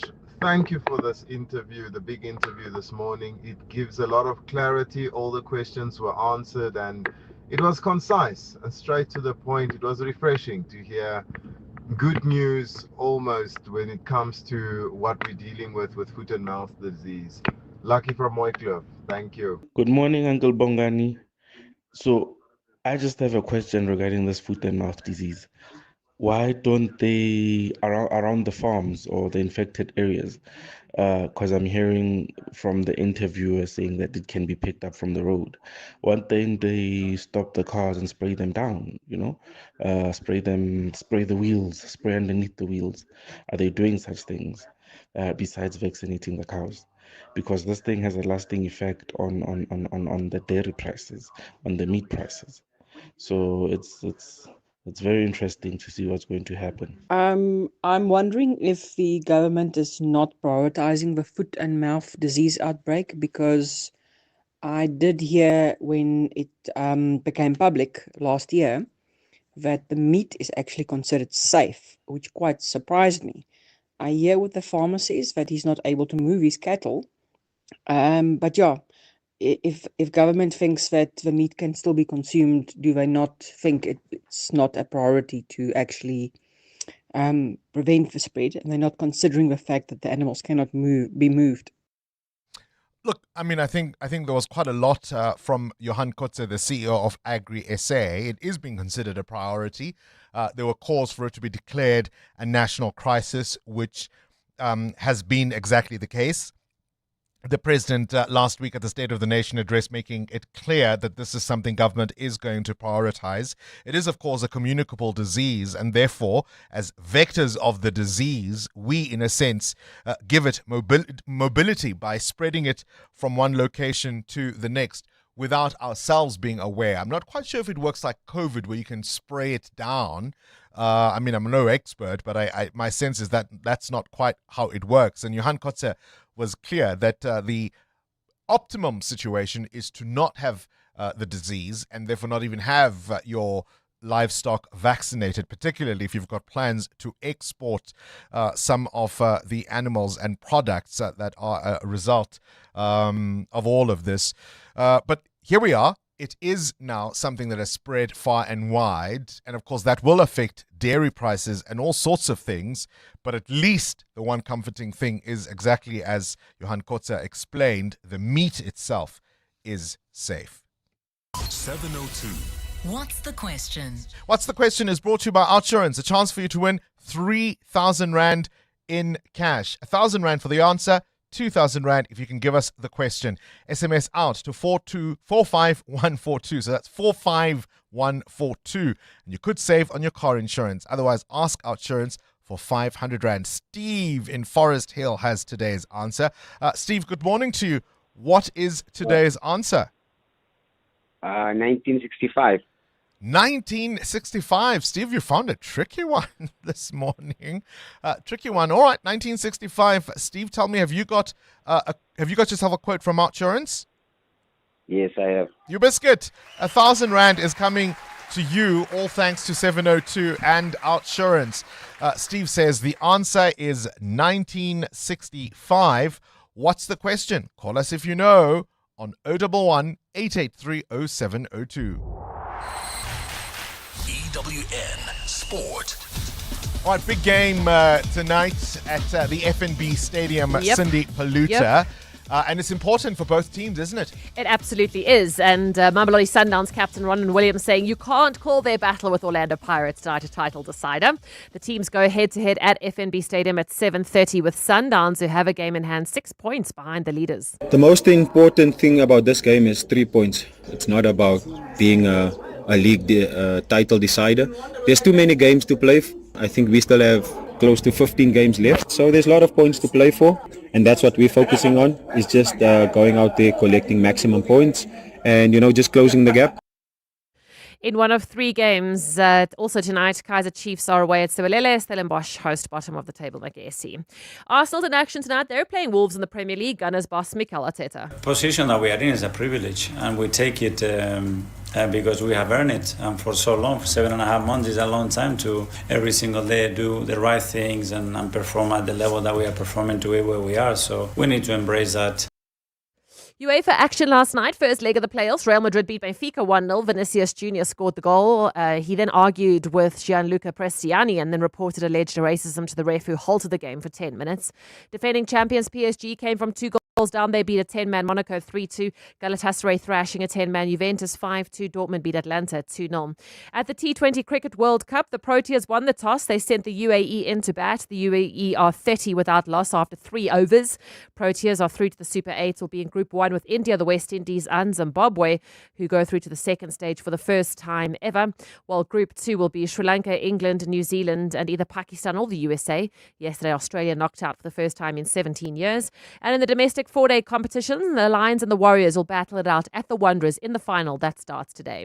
Cindy Paluta, Eyewitness News Sport. This is financial year end. This is financial year end supercharged with the help of Zero Small Business Accounting Software. Try Zero free for 30 days. Terms apply. Search Zero with an X. Naked people always get dessert. Because naked people spend less money on insurance premiums, they've got more money for Malva pudding. Or cheesecake. Or both. With Naked, you can cover your car, home, and stuff in seconds. And because it's all online, it also costs less. Go to naked.insure now, get a car insurance quote in 90 seconds, and start treating yourself like naked people. Naked Financial Technology is an authorized FSP. Get naked.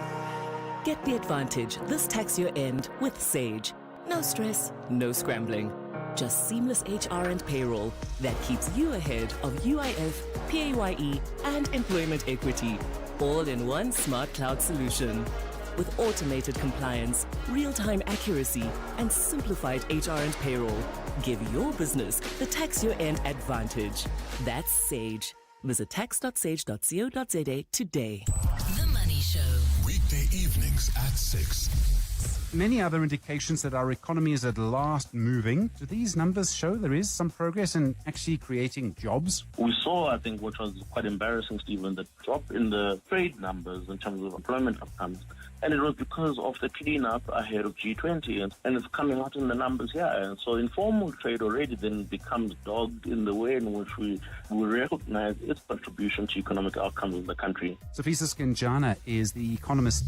The Money Show. On 702. Let's walk the talk.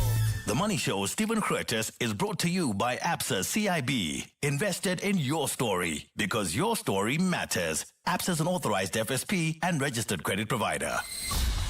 EWN Traffic. 12 to 8, this EWN Traffic brought to you by Persia. Pretty tough. Delays on the M1 North. Those roadworks, I saw them on my way in this morning. On the M1 between Corlett and Grayston. That's what I experienced. And of course, that stretch between Corlett and Grayston. No lights working. Yeah. When it's dark. Hey? That helps everyone, doesn't it? Oh, Bongani, it's the frustration for most motorists this morning. As we speak, we've got an accident just to add on to these problems. It happened right after the Kilani Bends. It's also adding these delays coming out of Empire Road. So if you're traveling on the Mark 1 North this morning, please be patient on the route. The delay starts all the way from Xavier Street towards Grayston Drive.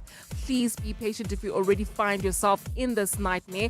Otherwise, you can try using the Jan Smuts Avenue exit as well as Corlett Drive if you want to try try and navigate your way around these delays. Otherwise, if you're traveling on the N3 North, we've got peak time delays between Van Buren and Modderfontein Road. There's also queuing traffic reported in the city of Tshwane on the N1 North between the Flying Saucer interchange and Linwood Road, while heading towards the Pretoria CBD rather. We do have delays on the N4 West. This is between Tamboti Avenue and the Proof Plus interchange. More traffic updates coming up, but if you see anything else, we're still on X at EWN Traffic. There's more EWN on air, online, and on the EWN app. When your business needs strength, reliability, and serious capability, look no further than the Persia Professional Pickup Range. Built tough for South African conditions, Persia pickups are engineered for fleets, professionals, and the agricultural heroes who keep this country moving.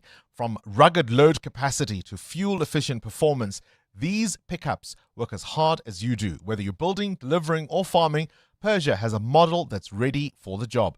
Visit your nearest Persia dealership today and power your business with the confidence of Persia Professional. Landtrack, it's pretty but tough. So you thought you were building a business in this economy, but day by day, somehow it grew. You kept going when the freezer didn't freeze, the bucket didn't budge, and the bank balance barely blinked. So you thought you were building a business. You weren't. It was building you. Because this isn't just what you do anymore. It's who you are. And you don't trust just anybody to protect it. Chat to your broker about Old Mutual Insure Business Insurance. Protect what built you. Old Mutual Insure Limited is a licensed FSP and non-life insurer. Get the advantage this tax year end with Sage. No stress, no scrambling. Just seamless HR and payroll that keeps you ahead of UIF, PAYE, and employment equity, all in one smart cloud solution. With automated compliance, real-time accuracy, and simplified HR and payroll, give your business the tax year end advantage. That's Sage. Visit tax.sage.co.za today. Are you looking for the best spectacle and sunglass deal? With Specsavers buy one, get one offer, you get great value for money.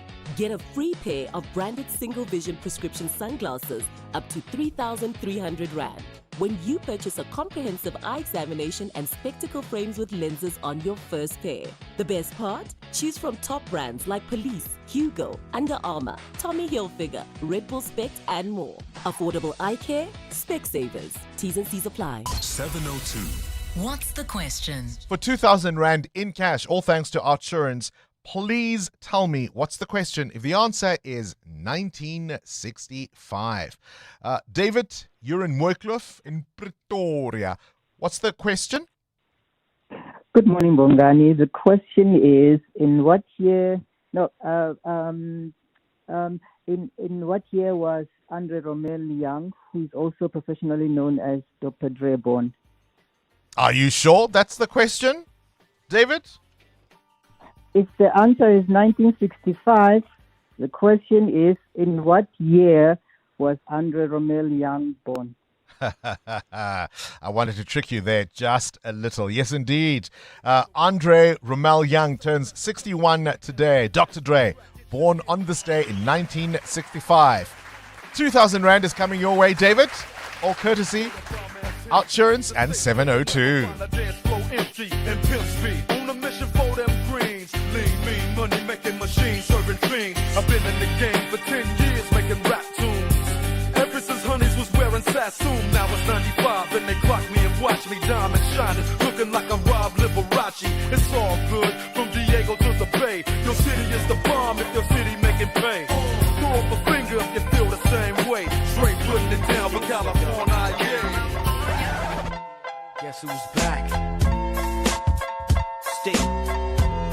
Still doing that, Andre? Oh, for sure. Yeah. Check me out. It's still Dre Day, AK. Though I've grown a lot, can't keep it home a lot. Cause when I frequent the spots that I'm known to rock, you hear the bass from the truck when I'm on the block. Ladies, they pay homage, but haters say Dre fell off. How? My last album was The Chronic.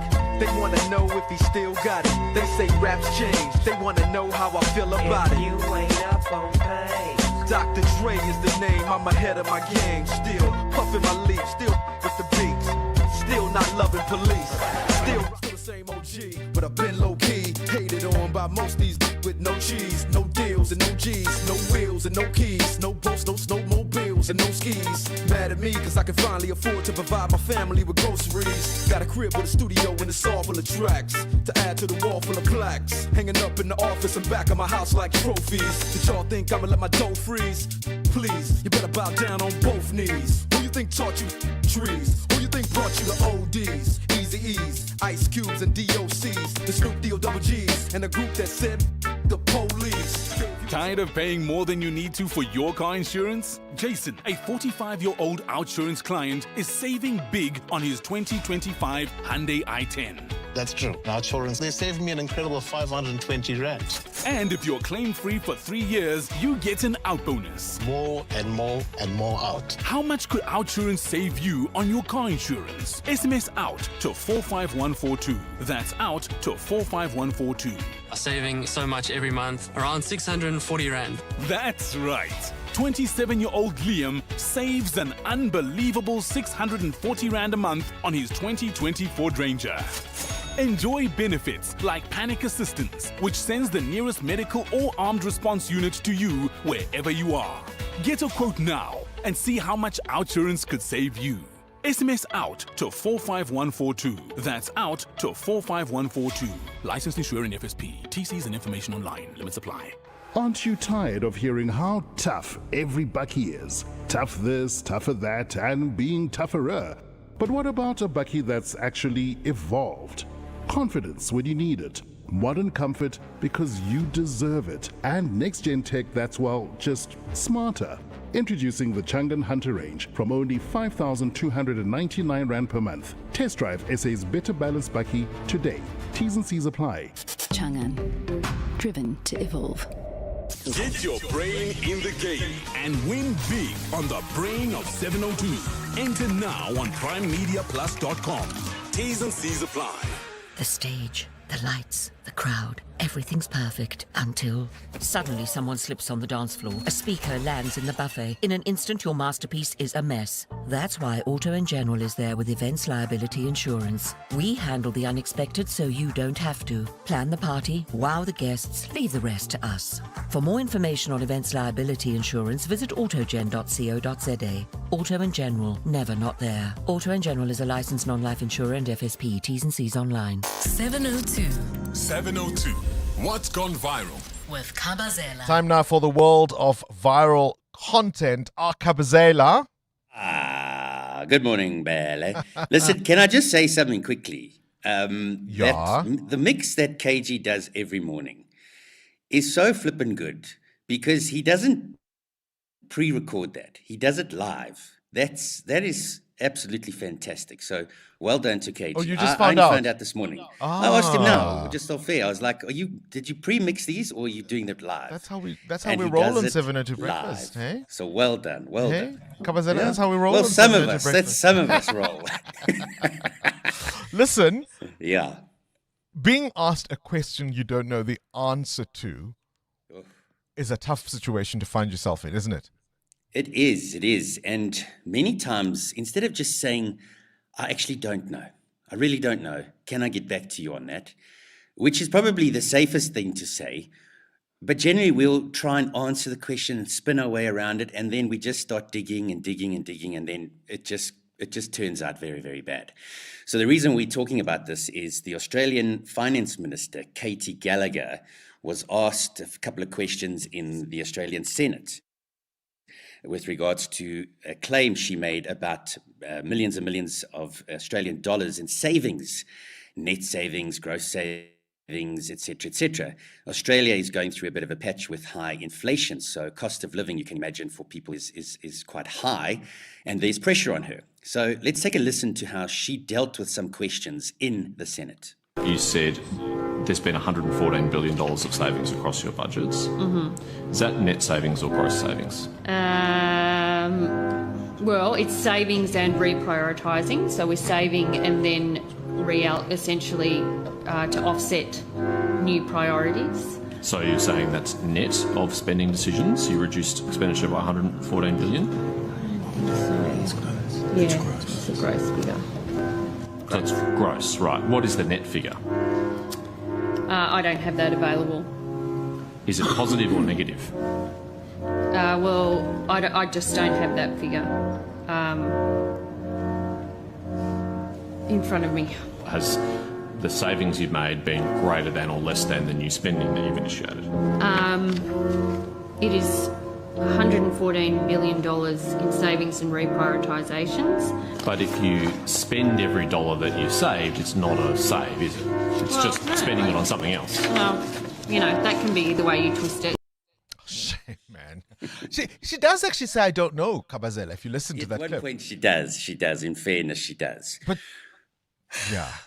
Yeah. Have you ever been in that exam or interview where you just don't know the answer to what you're being asked? What do you do? How do you handle it? Hey, Kabazela? Oh, you're asking me? I don't know. That's a good answer. That's a really good answer. That's what's gone viral with Kabazela.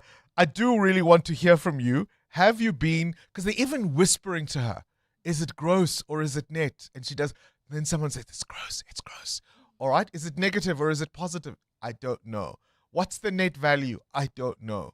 What do you do when you find yourself in that situation where you're being asked the tough questions, either in an exam or an interview, or heaven forbid, by your spouse, hey? Or even your children, and you don't know? It's 8 o'clock. 7:02. This is EWN. 3 people have been killed in the latest shooting in Cape Town, and drug buster Bongani Bingwa makes it as MMC in Ekurhuleni.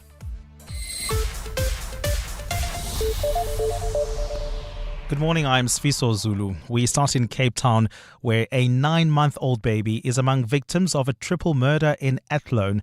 Police responded to reports of a shooting at a building last night. 2 men were also wounded in the attack. Camray Clark reports. Athlone police discovered 5 victims at the scene of a gun attack in Sunbird Court last night. An infant and 2 women aged 25 and 36 were fatally wounded. 2 other victims were rushed to hospital with gunshot wounds. Police spokesperson Andre Trout says the assailants are still at large. Detectives from our Serious and Violent Crimes Unit are working around the clock to identify and arrest the 3 suspects who fled the scene. All available resources have been mobilized in a bid to bring those responsible to justice. The incident comes less than a week after President Cyril Ramaphosa announced the redeployment to address gang and gun violence in the Western Cape.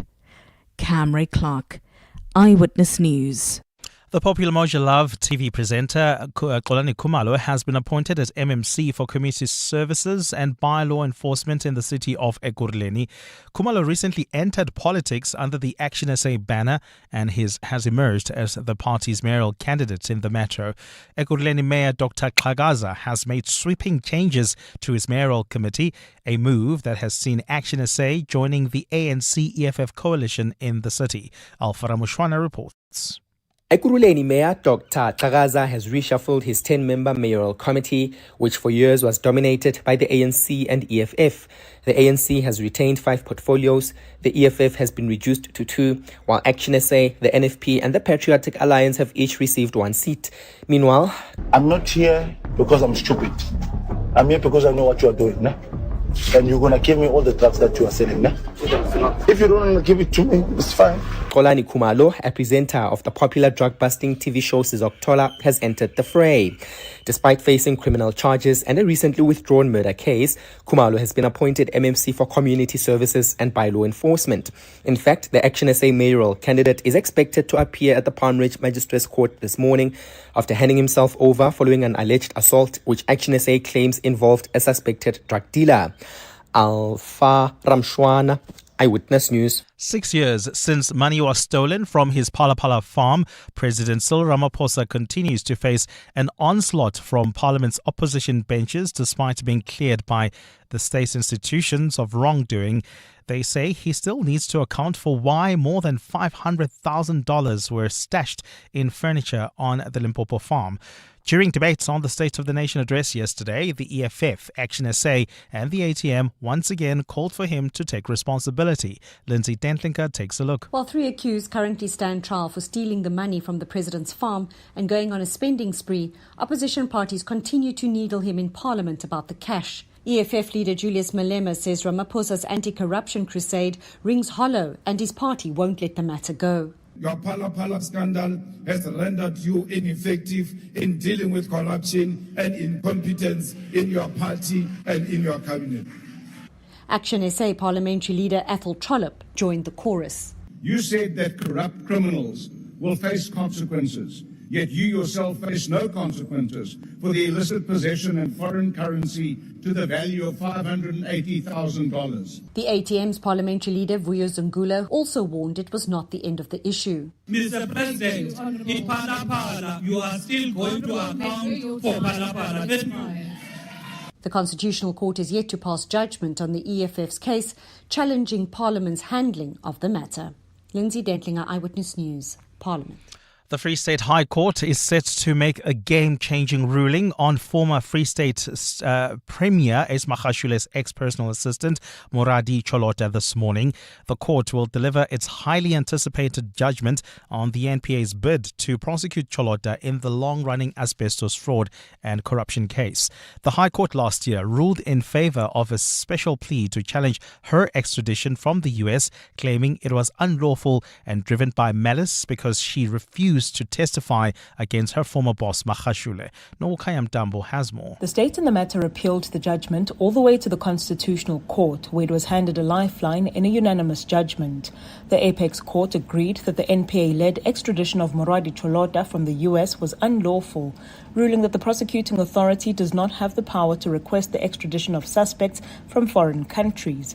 But the highest court in the land set aside the decision by the lower court not to prosecute Cholota, which then put her back in line to stand trial with her former boss Ace Magashule, controversial businessman Edwin Sodi, and other former Free State officials. Last month, Cholota's lawyers continued to argue the other grounds of a special plea to avoid corruption charges. This morning, the court will then decide if Cholota will be back in the dock with all the other accused when the main asbestos trial resumes next month. Nogukanyam Dambo, Eyewitness News in Bloemfontein. Gold is trading at $4,937.88 an ounce. The rand, 16 rand exactly to the dollar, 21.69 to the pound, 18.95 to the euro. Brent crude oil is at $67.65 a barrel. And in the traffic, we've got delays. In fact, heavy traffic volumes on the Mike 1 North between Xavier Street all the way towards Grayston Drive. This is due to peak time delays and an earlier accident right after Houghton, as well as roadworks along this route. Please be on the lookout and plan your trips ahead of time. If you will be using the M1 North, try to use alternative routes like Empire Road, Jan Smuts Avenue as well. And in your sport, the Proteas send the UAE into bat in their last group game of the T20 World Cup. UAE 38-1 in the fifth over. Huge game in the Betway Premiership tonight. The defending champion Sundowns are taking on the league leaders Orlando Pirates at FNB Stadium. Also in action tonight, Arsenal are playing Wolves in the Premier League. A partly cloudy day in store for Gauteng. The temperatures will peak at highs between 27 and 28 degrees. The top story in EWN this hour, a 9-month-old baby is among victims of a triple murder in Cape Town in Athlone. EWN, in touch, in tune and independent.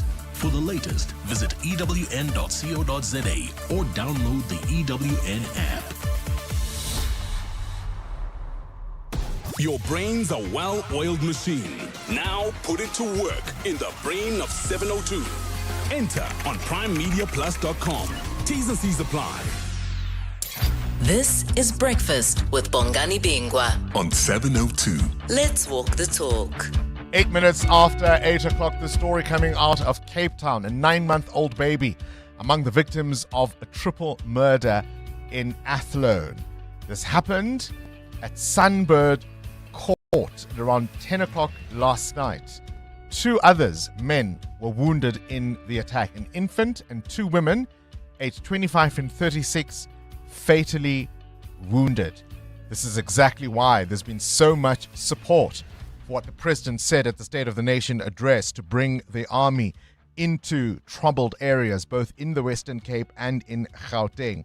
Much of the responses last night from various MPs, particularly opposition leaders, Gayton McKenzie and Julius Malema, agreeing with the president on that move. The leader of Build One South Africa, Musi Maimane, It's Dr. Mmusi Maimane. I should be careful, hey, with my titles there.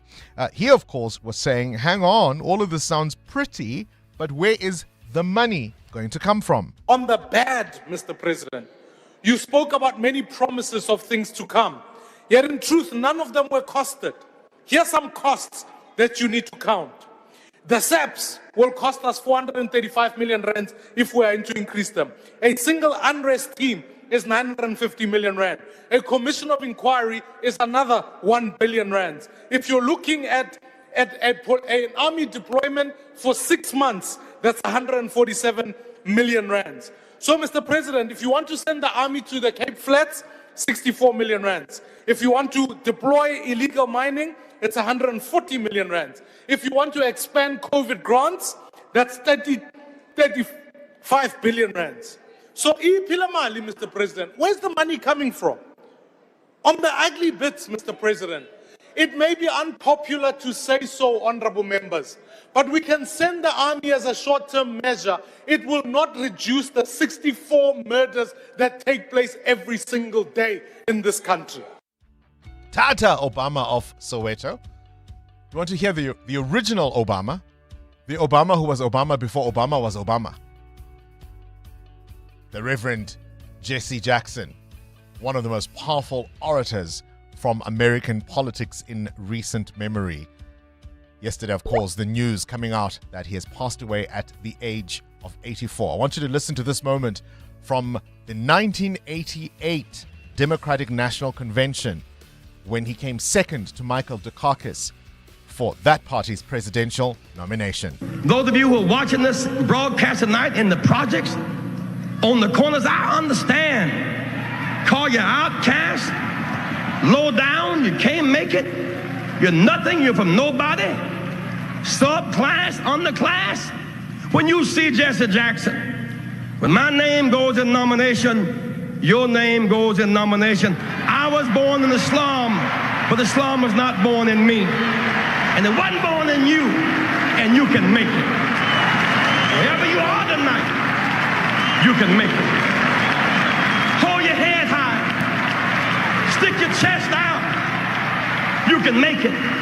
It gets dark sometimes, but the morning comes. Don't you surrender. Suffering breeds character. Character breeds faith. In the end, faith will not disappoint. You must not surrender. You may or may not get there, but just know that you're qualified and you hold on and hold out. We must never surrender. America will get better and better. Keep hope alive. Keep hope alive. The words there of Reverend Jesse Jackson. There's nothing like a powerful preacher, hey, who gets it right, who knows how to rouse an audience, who knows how to get a crowd moving. It gets dark sometimes, but the morning comes. Now that was the Obama before Obama was Obama.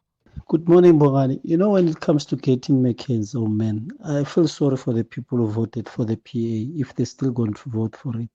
The whole speech of getting McCain's was all about Ramaphosa. He even praised his tie.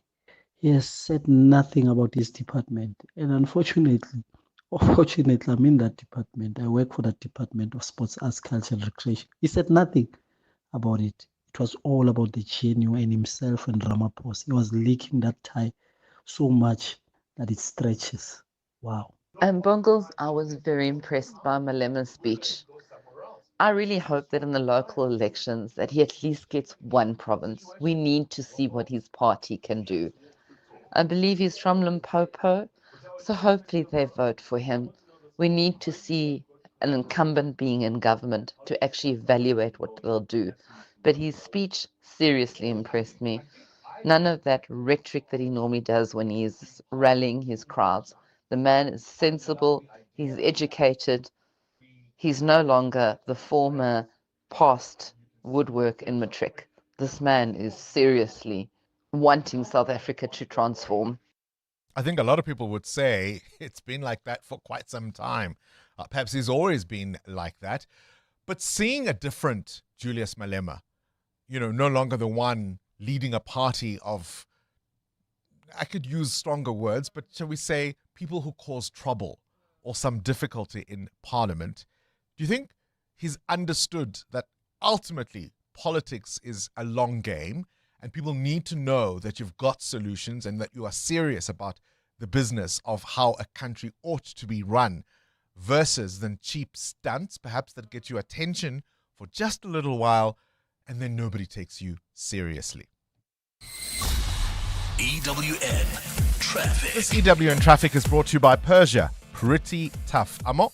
Bongani, the M1 North is really problematic this morning. We still have got those delays between Xavier and Grayston Drive off ramp. Obviously, roadworks are causing these long queues just as you approach Glenhope Road, as well as an accident after the Kilani Bend. So if you are traveling along this route, do plan to spend about 40 minutes of your time this morning. And then on the southerly direction of this route, we've got more delays as well coming out of the Paklu interchange. If you are heading towards Randburg, we've got delays on Sharon D on Malibongwe Drive. This is an accident reported right near Prison Fouché Drive. It's causing about a 20-minute hold up there. There's also queuing traffic reported in 4 ways along Winnie Mandela Drive approaching Leslie exit. Please be on the lookout there. More updates coming up. Stay tuned. There's more EWN on air, online, and on the EWN app. When your business needs strength, reliability, and serious capability, look no further than the Persia Professional Pickup Range. Built tough for South African conditions, Persia pickups are engineered for fleets, professionals, and the agricultural heroes who keep this country moving. From rugged load capacity to fuel-efficient performance, these pickups work as hard as you do. Whether you're building, delivering, or farming, Persia has a model that's ready for the job. Visit your nearest Persia dealership today and power your business with the confidence of Persia Professional. Landtrek, it's pretty but tough. When the brightest brains collide in the biggest general knowledge quiz in Gauteng, it's time for the Brain of 702. The Brain of 702, of course, it is a Wednesday, so we play the brain a little earlier than we normally do because, of course, we've got another corporate that cares just before 10 to 9. So we'll do the Brain of 702 at this moment. Your chance to prove your mental might for a share of 130,000 Rand. So 1,500 Rand in this round. We'll double that at the end of the day on 702 Drive if you're still standing. And of course, the weekly brain walks away with 10,000 Rand. The ultimate aim is to win that prize, 30,000 Rand for the Brain of 702. My two contestants, Mkolisi still hanging in there. You won with sudden death yesterday. Yeah. You survived I did say to I tell, would come back to you survived to tell the tale, hey? I did say that I would come back and see you this did morning. say that you'll come back. All right, well, you're up against really stiff competition. Robinson is somebody who's participated in the competition before. There was some issue with the adjudicators last week, but that has since been corrected. And so Robinson is back in the game. You feeling strong, Robinson? I'm scared, completely, to be honest. He's sharp, eh? He's sharp. Listen, Yeah, the two of you are going to have a good round. May the best man win. Hey, Robinson? Yes. I'm excited to hear you both play against each other. All right, Mkolisi, you are, of course, our standing champ at the moment. You both know how it works. I've got 15 questions. You have 60 seconds to answer as many questions correctly as you can. Mkolisi, you're having the first bite at this cherry. Are you ready? I'm ready. Let's go. All right, KG. He's ready. Let's go. Start the clock. 3, 2, 1. Spell the word ukulele. E-U-K-E-L-E-L-E. It's U-K-U-L-E-L-E. How many signs are there in the Chinese zodiac? 7. 12. In which South African province is Sodwana Bay? Eastern Cape. KwaZulu-Natal. Is acrophobia a fear of heights or flying? Acrophobia. It's flying. It's heights. True or false? The United Kingdom shares a border with the Republic of Ireland. True. Correct. Which British female group had Mel B and Mel C as members? Spice Girls. Correct. Which player won the 2026 Australian Open men's singles title? Rafael Nadal. It's Carlos Alcaraz. Which president of South Africa ordered Nelson Mandela's release from prison? FW de Klerk. Correct. What is the name of the first element in the periodic table? Hydrogen. Correct. True or false? Can't complete that question. I can't complete that question. Yeah, Mxolisi, very rough one for you there, hey, my man? Very, very tough one. 4. Very tough one. 4. But you just never know, hey? You never know. 4 can sometimes be a competitive score. Hang in there, Mxolisi. Robinson, 4 or better to stay in the game? You think you're up to it? Yes, I think so. I think you might be. KG, start the clock. 3, 2, 1. Spell the word tabloid. Tabloid. Correct. How many signs are there in the Western Zodiac? 12. Correct. In which South African province is the Namakwa National Park? Northern Cape. Correct. Is arachnophobia a fear of mosquitoes or spiders? Spiders. Correct. True or false? Canada and the US share the longest international border? True. Correct. Which American female group had Beyonce and Michelle Williams as members? TLC. Destiny's Child. Which player lost in the 2026 Australian Open men's singles final? Rafael Nadal. It's Novak Djokovic. Who succeeded Nelson Mandela as the president of South Africa? Thabo Mbeki. Correct. What is the name of the second element in the periodic table? Helium. Correct. True or false? Babies are born with unfused bones in their skulls. True. Correct. How many white stripes are there in the American flag? 50. 6. What vegetable? 6 stripes. I think it's 50 stars you are thinking about, maybe. I think it's the stars. No, I said stripes. Doesn't matter, Robinson. You walk away with a whopping 8 correct answers. Well played, mate. Thank you. Polisi, I'm afraid your journey ends here. Well played. Well played thus far, but you really met some stiff competition. So Robinson then winning 1,500 Rand in this round. You'll play again with John Pullman later this afternoon. And if you're still standing after that round, you will be the brain of the day. For your chance to prove your mental might and to win your share of 130,000 Rand, visit primemediaplus.com to register, and you could become the brain of 702. EWN Traffic. 21 after 8, this EWN Traffic brought to you by Outsurance. SMS out to 45142, and you could save on your car insurance. If you don't, ask them for 500 Rand. Amor, what are you seeing at this moment? Well, Bongani, we were told earlier that there's a power outage in Germiston. So as a result, several traffic lights are out of order as a result. So if you're traveling within the Germiston area, do expect heavy traffic volumes and do drive with care. While traveling on the Maikwaan North, we still have got those problems between Boysons Road and Grayston Drive, obviously due to an accident, as well as those roadworks that are taking place right near the Grayston Drive off-ramp. And Bongani, earlier on, you did speak about the closures that are to be expected later on in the day for the Orlando and Mamelodi Sundowns match in the FNB Stadium. And can I tell you something? Mm-hmm. The ACE producers working behind the scenes have got alternative routes from the Johannesburg Metro Police Department. Have a listen to Olani Fihla, their spokesperson. These will be your options later this afternoon when you drive in and around FNB Stadium. Road closures will be implemented at 6 in the evening, and spectators are strongly advised to arrive as early as possible to allow ample time to find parking and avoid being caught in traffic disruptions during the implementation of road closures.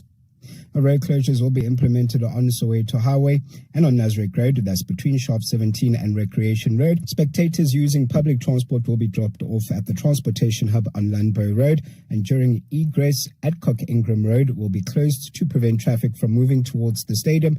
Similarly, Aerodrome Road will also be closed to push traffic away from the venue more efficiently. Road users should expect heavy traffic congestions on Nasrec Road, Rancho Road, Golden Highway, the N17, the M1, Boysons Reserve Road. JMPD officers will be deployed and stationed at key intersections to ensure the safety of pedestrians, enforce traffic regulations, and assist with traffic flow. To avoid the FNB Stadium precinct, motorists are encouraged to use the N1, M1, and N12 Highway and Main Reef, Aerodrome, and Adcock Ingram Road. We appeal to residents in the Riverlea and Amonde areas to be patient, as the high volume of traffic for this night game may make leaving or returning home difficult.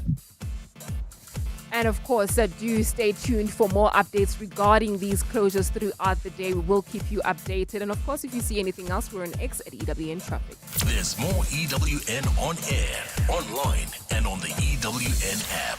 The Outsurance pointsmen know that every car on the road carries a story. There's a car with a shift worker making his way home and daydreaming about his next career move, his next chapter.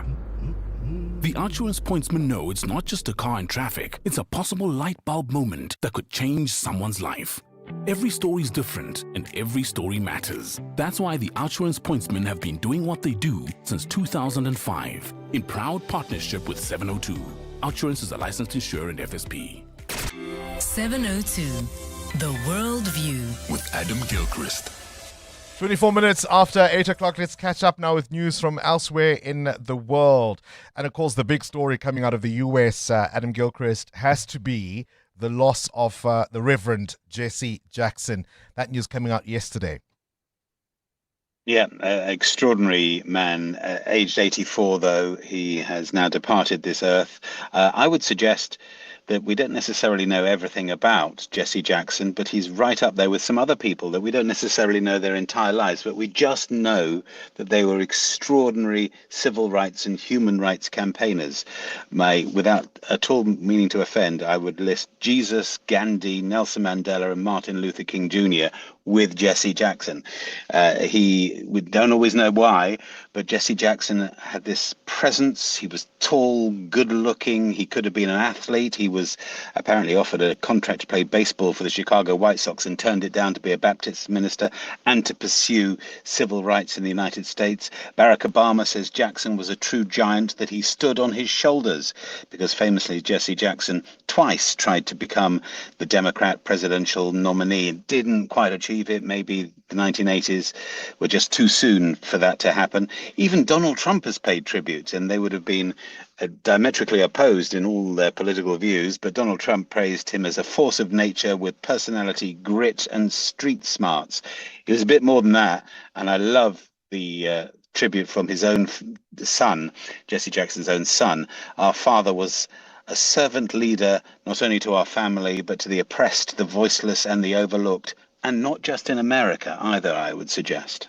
And let's talk, Adam, about Russia's long road to Geneva. Yeah, this is just a little sort of side thing that slightly amused me. The Russian delegation have gone to Geneva. They're talking now with the Ukrainians and United States, although they're less direct talks. But how they got there, they had to avoid flying over EU and NATO airspace. And if you know your map of Europe, Moscow to Geneva, yeah, it's pretty straightforward. 3.5 hour flight. Not if you have to avoid airspace where otherwise you'd get shot down. So they had to avoid flying over Poland, Germany, Ukraine, Romania, Bulgaria, Cyprus, and Greece, and go the long way around in a great big loop down across Turkey into the Mediterranean. They did get permission to fly over Italy. Just the one country said, yeah, all right. Because, of course, if they're going to Geneva for peace talks, it's landlocked. So you have to get there somehow. Yes, I think it proves, if nothing else, to the Russian delegation that the path to peace is a long and winding road. And won't they enjoy that very long flight home, 9.5 hours instead of the 3.5 it would have been if they hadn't invaded Ukraine. But then again, I suppose they wouldn't have needed peace talks. Now, Adam, with billions and billions of galaxies in the known universe, there certainly, statistically at least, has to be life out there. But has it been here? Well, Barack Obama rather intrigued us, didn't he, the other day with that little comment about ascribing to the existence of extraterrestrials. He didn't exactly say he had evidence or that he knew anything about, he didn't even know the Area 51. Quote, he had to ask, what was it called again? Somebody's piped up. Area 51, you know, the thing. About which there are dozens of documentaries and movies and books and you name it. So after Barack Obama said that, now rumors are rife that the UFO files, otherwise kept secret, they're terribly heavily classified, and they're also not called UFOs, they're unidentified anomalous phenomena, that they're about to be released, that Donald Trump could make an official announcement about the reality of UFOs and alien technology. At least that's what the rumors are running around in Washington at the moment. Okay, so we don't have any actual confirmation, we don't have any actual proof. But if they were to release the files, I would ask, how many would they release? Would it only be half? And would some of those names be redacted? I love, of course, how the aliens always visit the United States and nowhere else in the world. Adam Gilchrist with this morning's worldview. EWN Business. Except in that movie, what was it? When the aliens spaceships were over Johannesburg and then they went to Alex. You could see Ponty, District 9, I think it was. District 9, yeah. Now, let's talk about this German chemical firm. They're going to settle that cancer lawsuit. Yeah, agrochemical and science firm Bayer has reached an agreement to set aside as much as $7.2 billion to resolve thousands of lawsuits against its product Roundup weed killer. The group is facing claims from 65,000 plaintiffs in U.S. courts. The plaintiffs say they developed non-Hodgkin lymphoma and other forms of cancer after using the weed killer Roundup at home or on the job. Now, Bayer acquired Roundup as part of its $63 billion purchase of agrochemical company Monsanto in 2018. Roundup is among the most widely used weed killers in the United States. Bayer has previously said the decades of studies have shown Roundup and its active ingredient glyphosate are safe for human use. Does it smoke it, the weeds? Afrimat struggling. Dead jokes. Multi-commodity miner Afrimat says it's feeling the impact of slow economic growth and the impact of cheap imports that have affected its customers. Local volumes sales reached 277,000 tons, coming in a little lower as ferrochrome smelters shut down in August last year. The Glencore Merafe Chrome venture is temporarily suspending operations at its Boshoek and Wonderkop smelters, hit by cheap imports and high electricity costs. As a result, Afrimat has taken a hit as its anthracite coal sits idle. Where's the rand? 16.01 against the US dollar, 18 rand 96 against the euro, and at 21 rand 70 cents against the British pound. Price of gold up more than 1% at $4,928. Platinum at $2,042 an ounce, while Brent crude is at $67.45 a barrel. Stephen Grotes with more this afternoon. Straight to the news desk, and of course at 10 to 9, we meet another corporate that cares. Swisa Zulu, what do you have at this hour? Thanks, Bongani. Good morning. Action SA says its Ekurhuleni mayoral candidate Xolani Khumalo will not be joining the Metro's mayoral committee. Ekurhuleni Mayor Dr. Xhakaza announced a reshuffling of his mayoral cabinet last night, with Khumalo mentioned as the new MMC for community services and bylaw enforcement. But Action SA has released a statement a short while ago saying Khumalo will not be joining what the party calls a failing and corrupt Ekurhuleni government. Mayoral spokesperson Ramotlo Tloleng has told EWN that they are not yet aware of Action SA's statement, saying they have not seen it and they'll comment in time. Meanwhile, Action SA has doubled down on its support that ahead of Khumalo, ahead of his second corrupt appearance today on charges of assault. Khumalo is accused of beating up a man in December last year and pointing a gun at him. Action SA says this happened during a drug bust raid in which police and other private security companies were present. Tabiso Goba reports. When this matter last sat in court, the state said it was still waiting for the medical reports of the man Xolani Khumalo is accused of assaulting. In a separate matter, earlier this month, a Nigerian man was allegedly killed by a private security company during the taping of Xolani's drug-busting TV show, Sizokuthola. Despite these run-ins with the law, Action SA's president Herman Mashaba recently told EWN the party will continue to back his crime-fighting exploits. Xolani Khumalo has got my not 100%, 200% support in fighting drug dealers who are destroying the future of our youth and our families. Khumalo is charged alongside the chairperson of Gauteng's anti-crime unit, Duma Khatebe. They are both expected to appear at the Palm Ridge Magistrates Court in Katlehong today. Thabiso Koba, Eyewitness News. One of the commissioners of the Truth and Reconciliation Commission has slammed prosecutors in the NPA for failing to speak out in protest on the pressure they claim to have endured when addressing TRC cases. Yasmin Suka, who was a commissioner of the TRC, which investigated apartheid-era crimes at the dawn of democracy, has been testifying at the TRC cases inquiry this week. The inquiry is investigating allegations of deliberate efforts by those in power to hold back the prosecution of TRC cases. Khomoso Modise reports. The TRC cases inquiry has heard that former Deputy Director of Public Prosecutions in the NPA, Advocate Jacobus Pretorius, admitted that there was political interference in investigating TRC cases, but claimed it was not the NPA's doing. When asked about this, former TRC Commissioner Yasmin Suka called it shameful. He paints himself and prosecutors as if they are victims. The real victims are the victims of apartheid-era crimes and their families. And, you know, the only two who were courageous enough, I think, at the outset to take action were Vusi Pikoli and Anton Ackerman. Suka has questioned what this move by prosecutors suggests about the NPA as an institution. This morning, veteran investigative journalist Michael Schmidt will take the witness stand. Khomoso Modise, Eyewitness News. And Meta CEO Mark Zuckerberg is set to testify at a groundbreaking social media addiction trial today. He was summoned by lawyers representing a plaintiff who alleges Instagram and other platforms were deliberately designed to make young users addicted. Zuckerberg is the most anticipated witness in the California trial, the first in a series of cases that could set legal precedent for thousands of lawsuits filed by American families against major social media platforms.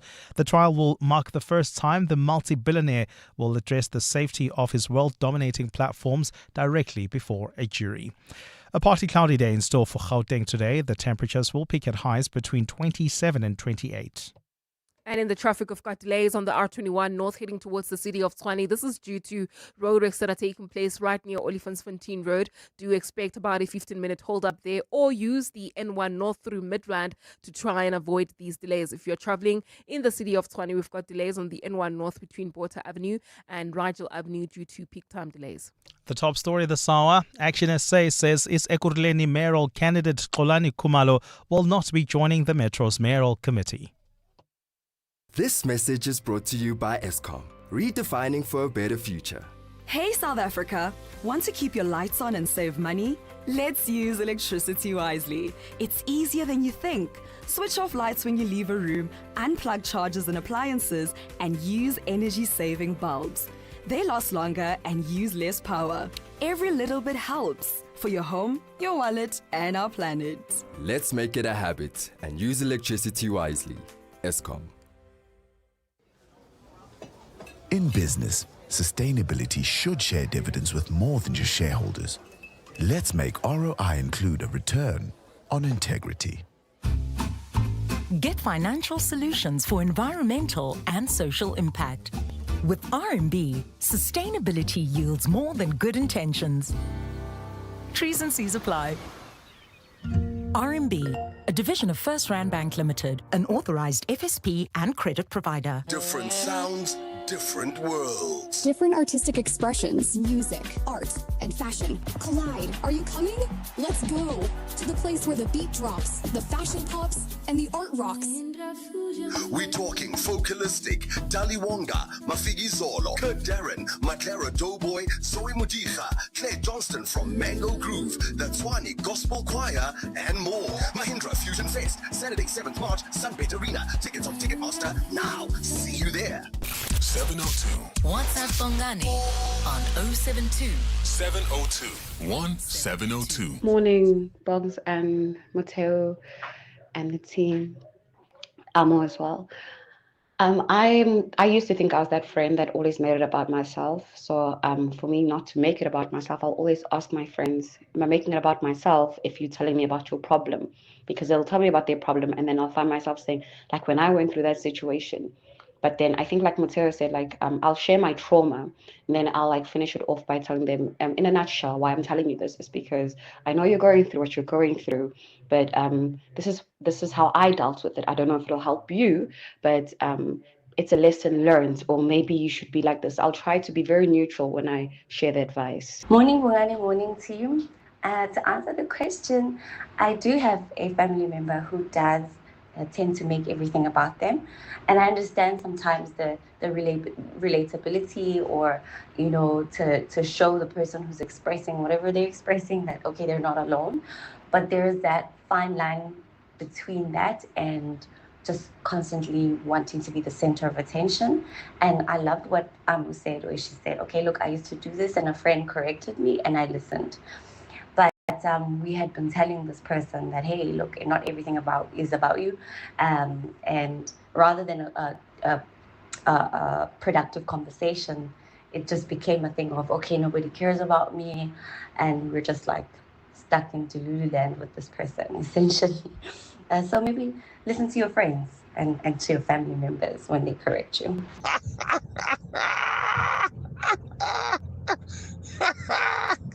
Bongs.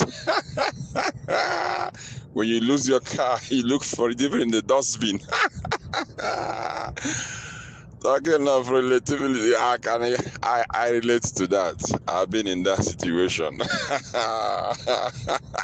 Was even looking for it in this thing they call drainage that was in front of the house. The car literally just disappeared. It was towed away, not that I was even hijacked. Titus Toffontaine. Hi, Bongani and the listeners. Great show as always. You know, it's so hard when you have people like that, especially if they are in your family, because I've got a sister like that recently. We were supposed to have a trip of going somewhere, and we were supposed to contribute, and I gave my story to say, you know what, I've got this amount that I can contribute because this and this and this. And then now she goes on to say, if we were to talk about our problems, we all have problems, but now I'm the one who started and I'm the one who's feeling it this month. Yes, we may all have problems, but if now I'm the one who's crying, let me be, so that I can see that you are listening, you are also supporting. Then it will come your turn where you can tell me. But I think that you've got all other people who every time it's all about them.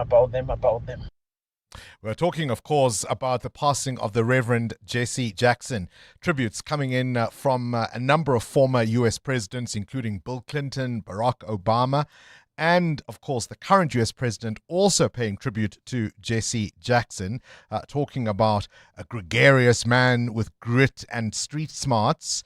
And then, of course, Donald Trump being Donald Trump. Then, in addition to all of that, says, despite the fact that he's regularly and consistently called a racist, he did all of these great things, which he starts listing for Jesse Jackson, how he gave him office space for his Rainbow Coalition for years at his Trump building, how he responded to his request in getting the criminal justice reformed when no other president ever had, how he single-handedly pushed and passed long-term funding for historically black colleges and universities in the US, which of course Jesse loved, but which no other president would do. He developed economic packages that Jesse supported, blah, blah, blah, blah, on and on and on and on. And at the end of the message, you wonder, is it still about rest in peace, Jesse Jackson? And yes, if you have lost a car, it messes with your reality. If your car's ever been towed or stolen, so you know where you left it, right? You know where you parked the vehicle. You get out, it's not there. I promise you, you will look for it in the dustbin because you just...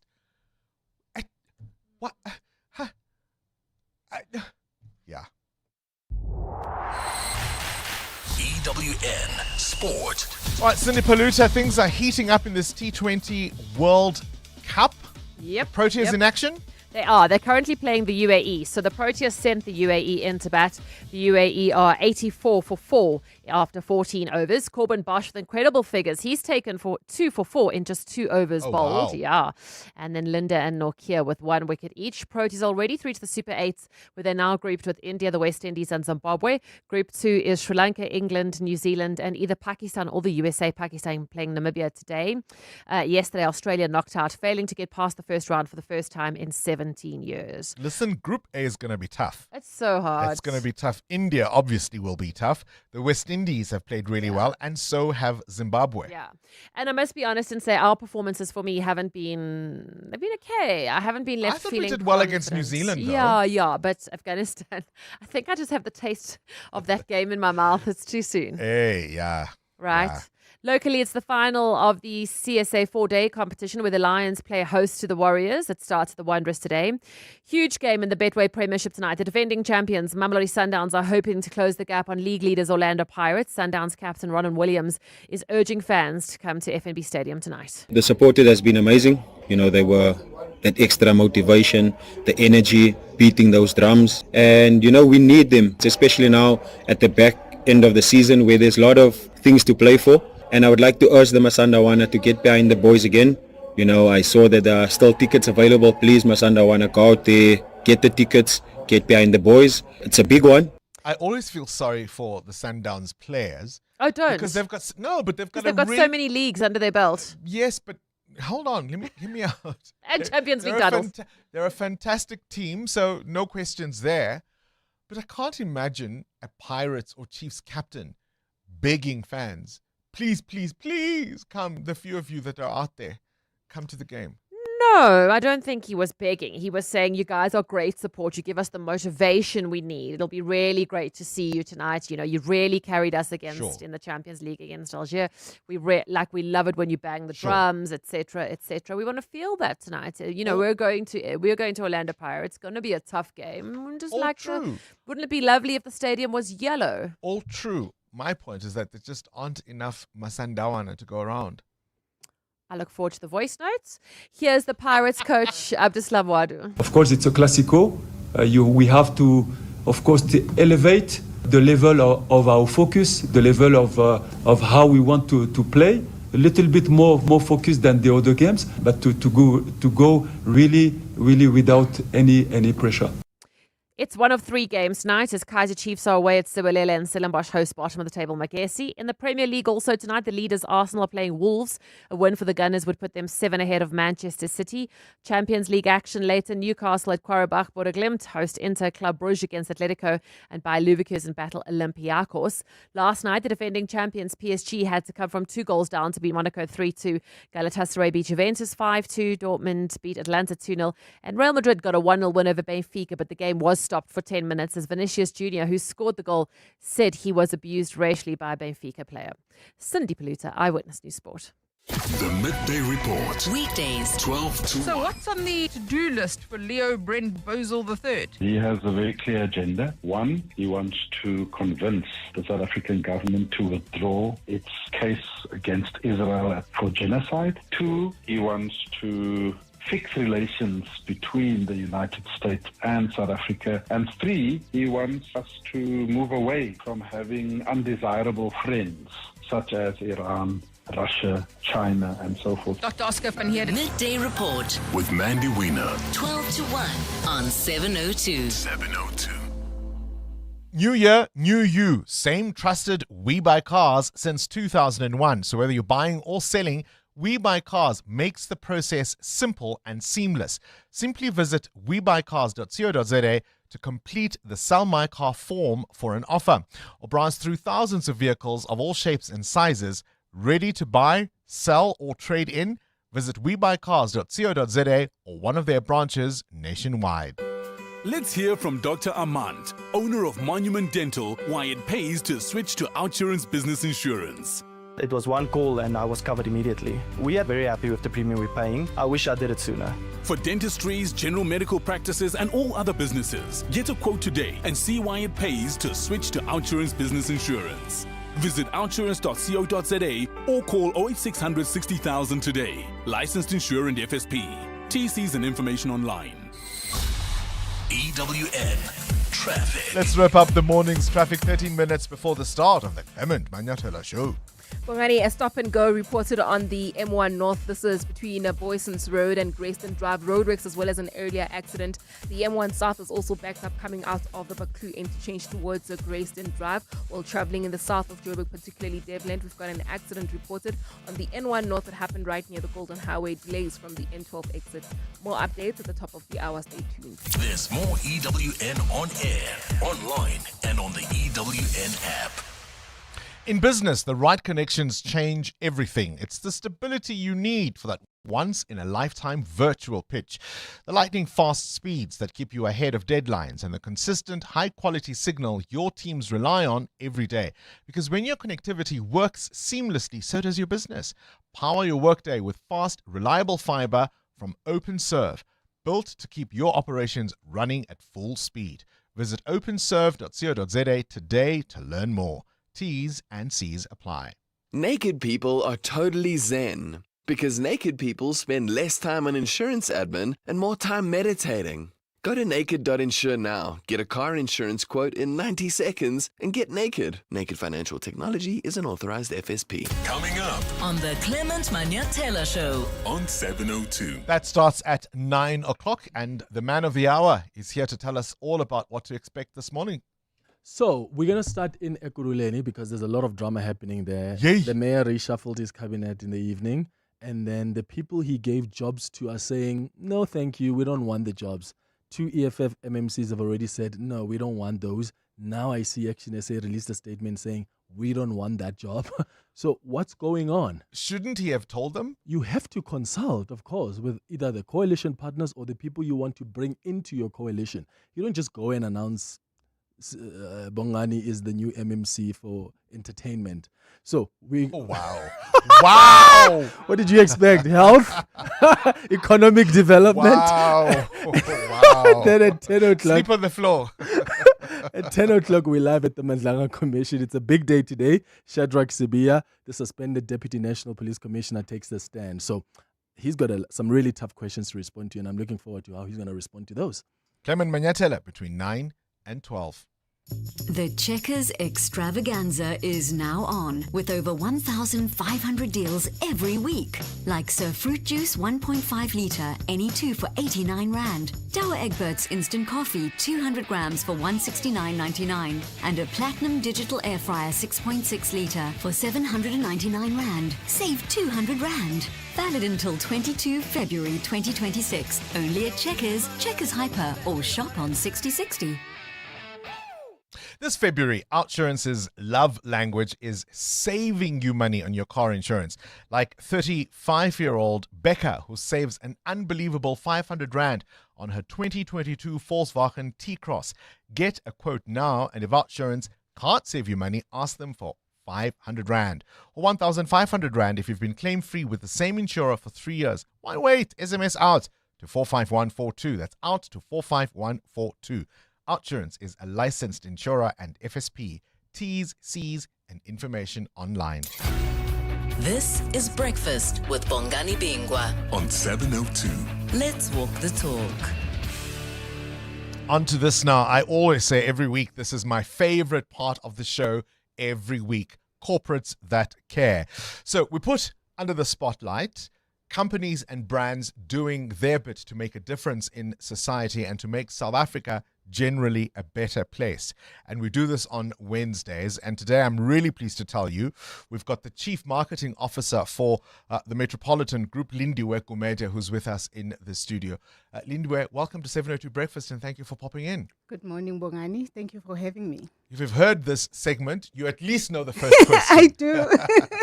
Why are you a corporate that cares? Bongani Metropolitan has been around in South Africa for 128 years now, and it's really in our DNA.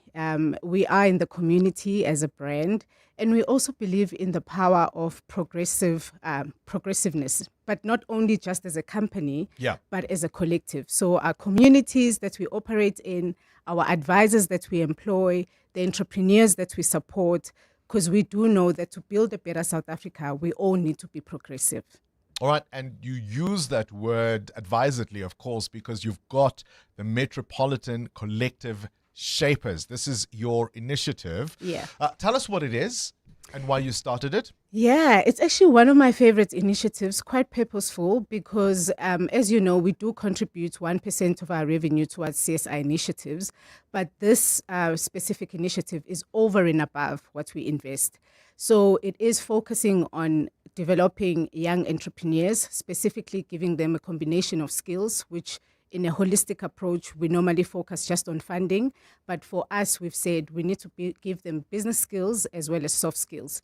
What we've seen is without mentorship, without the right kind of support, in fact, we've seen 70 to 80% of businesses fail in the first 5 years of the business. So for us to be progressive and for the entrepreneurs to grow, we have to give that kind of support. Not only just for employment, as you know, 40% of our youth are unemployed, but also we've seen the impact of this initiative where when companies grow, they employ more people who are then able to feed their families, who are then able to also grow progressively in the community. How does the program work? So it's a gated process. Over the years, we had focused just only on one region. So we started in Polokwane and went into Limpopo as well as Tshwane. But last year, we expanded it to KZN, which was a big province. And then for the first time this year, we've actually gone on a national level where we call on young entrepreneurs. We are looking for people who are in the agriculture and logistics space. They are already into business. They're already in the first 12 months of their business. So they already have the hustlership in them.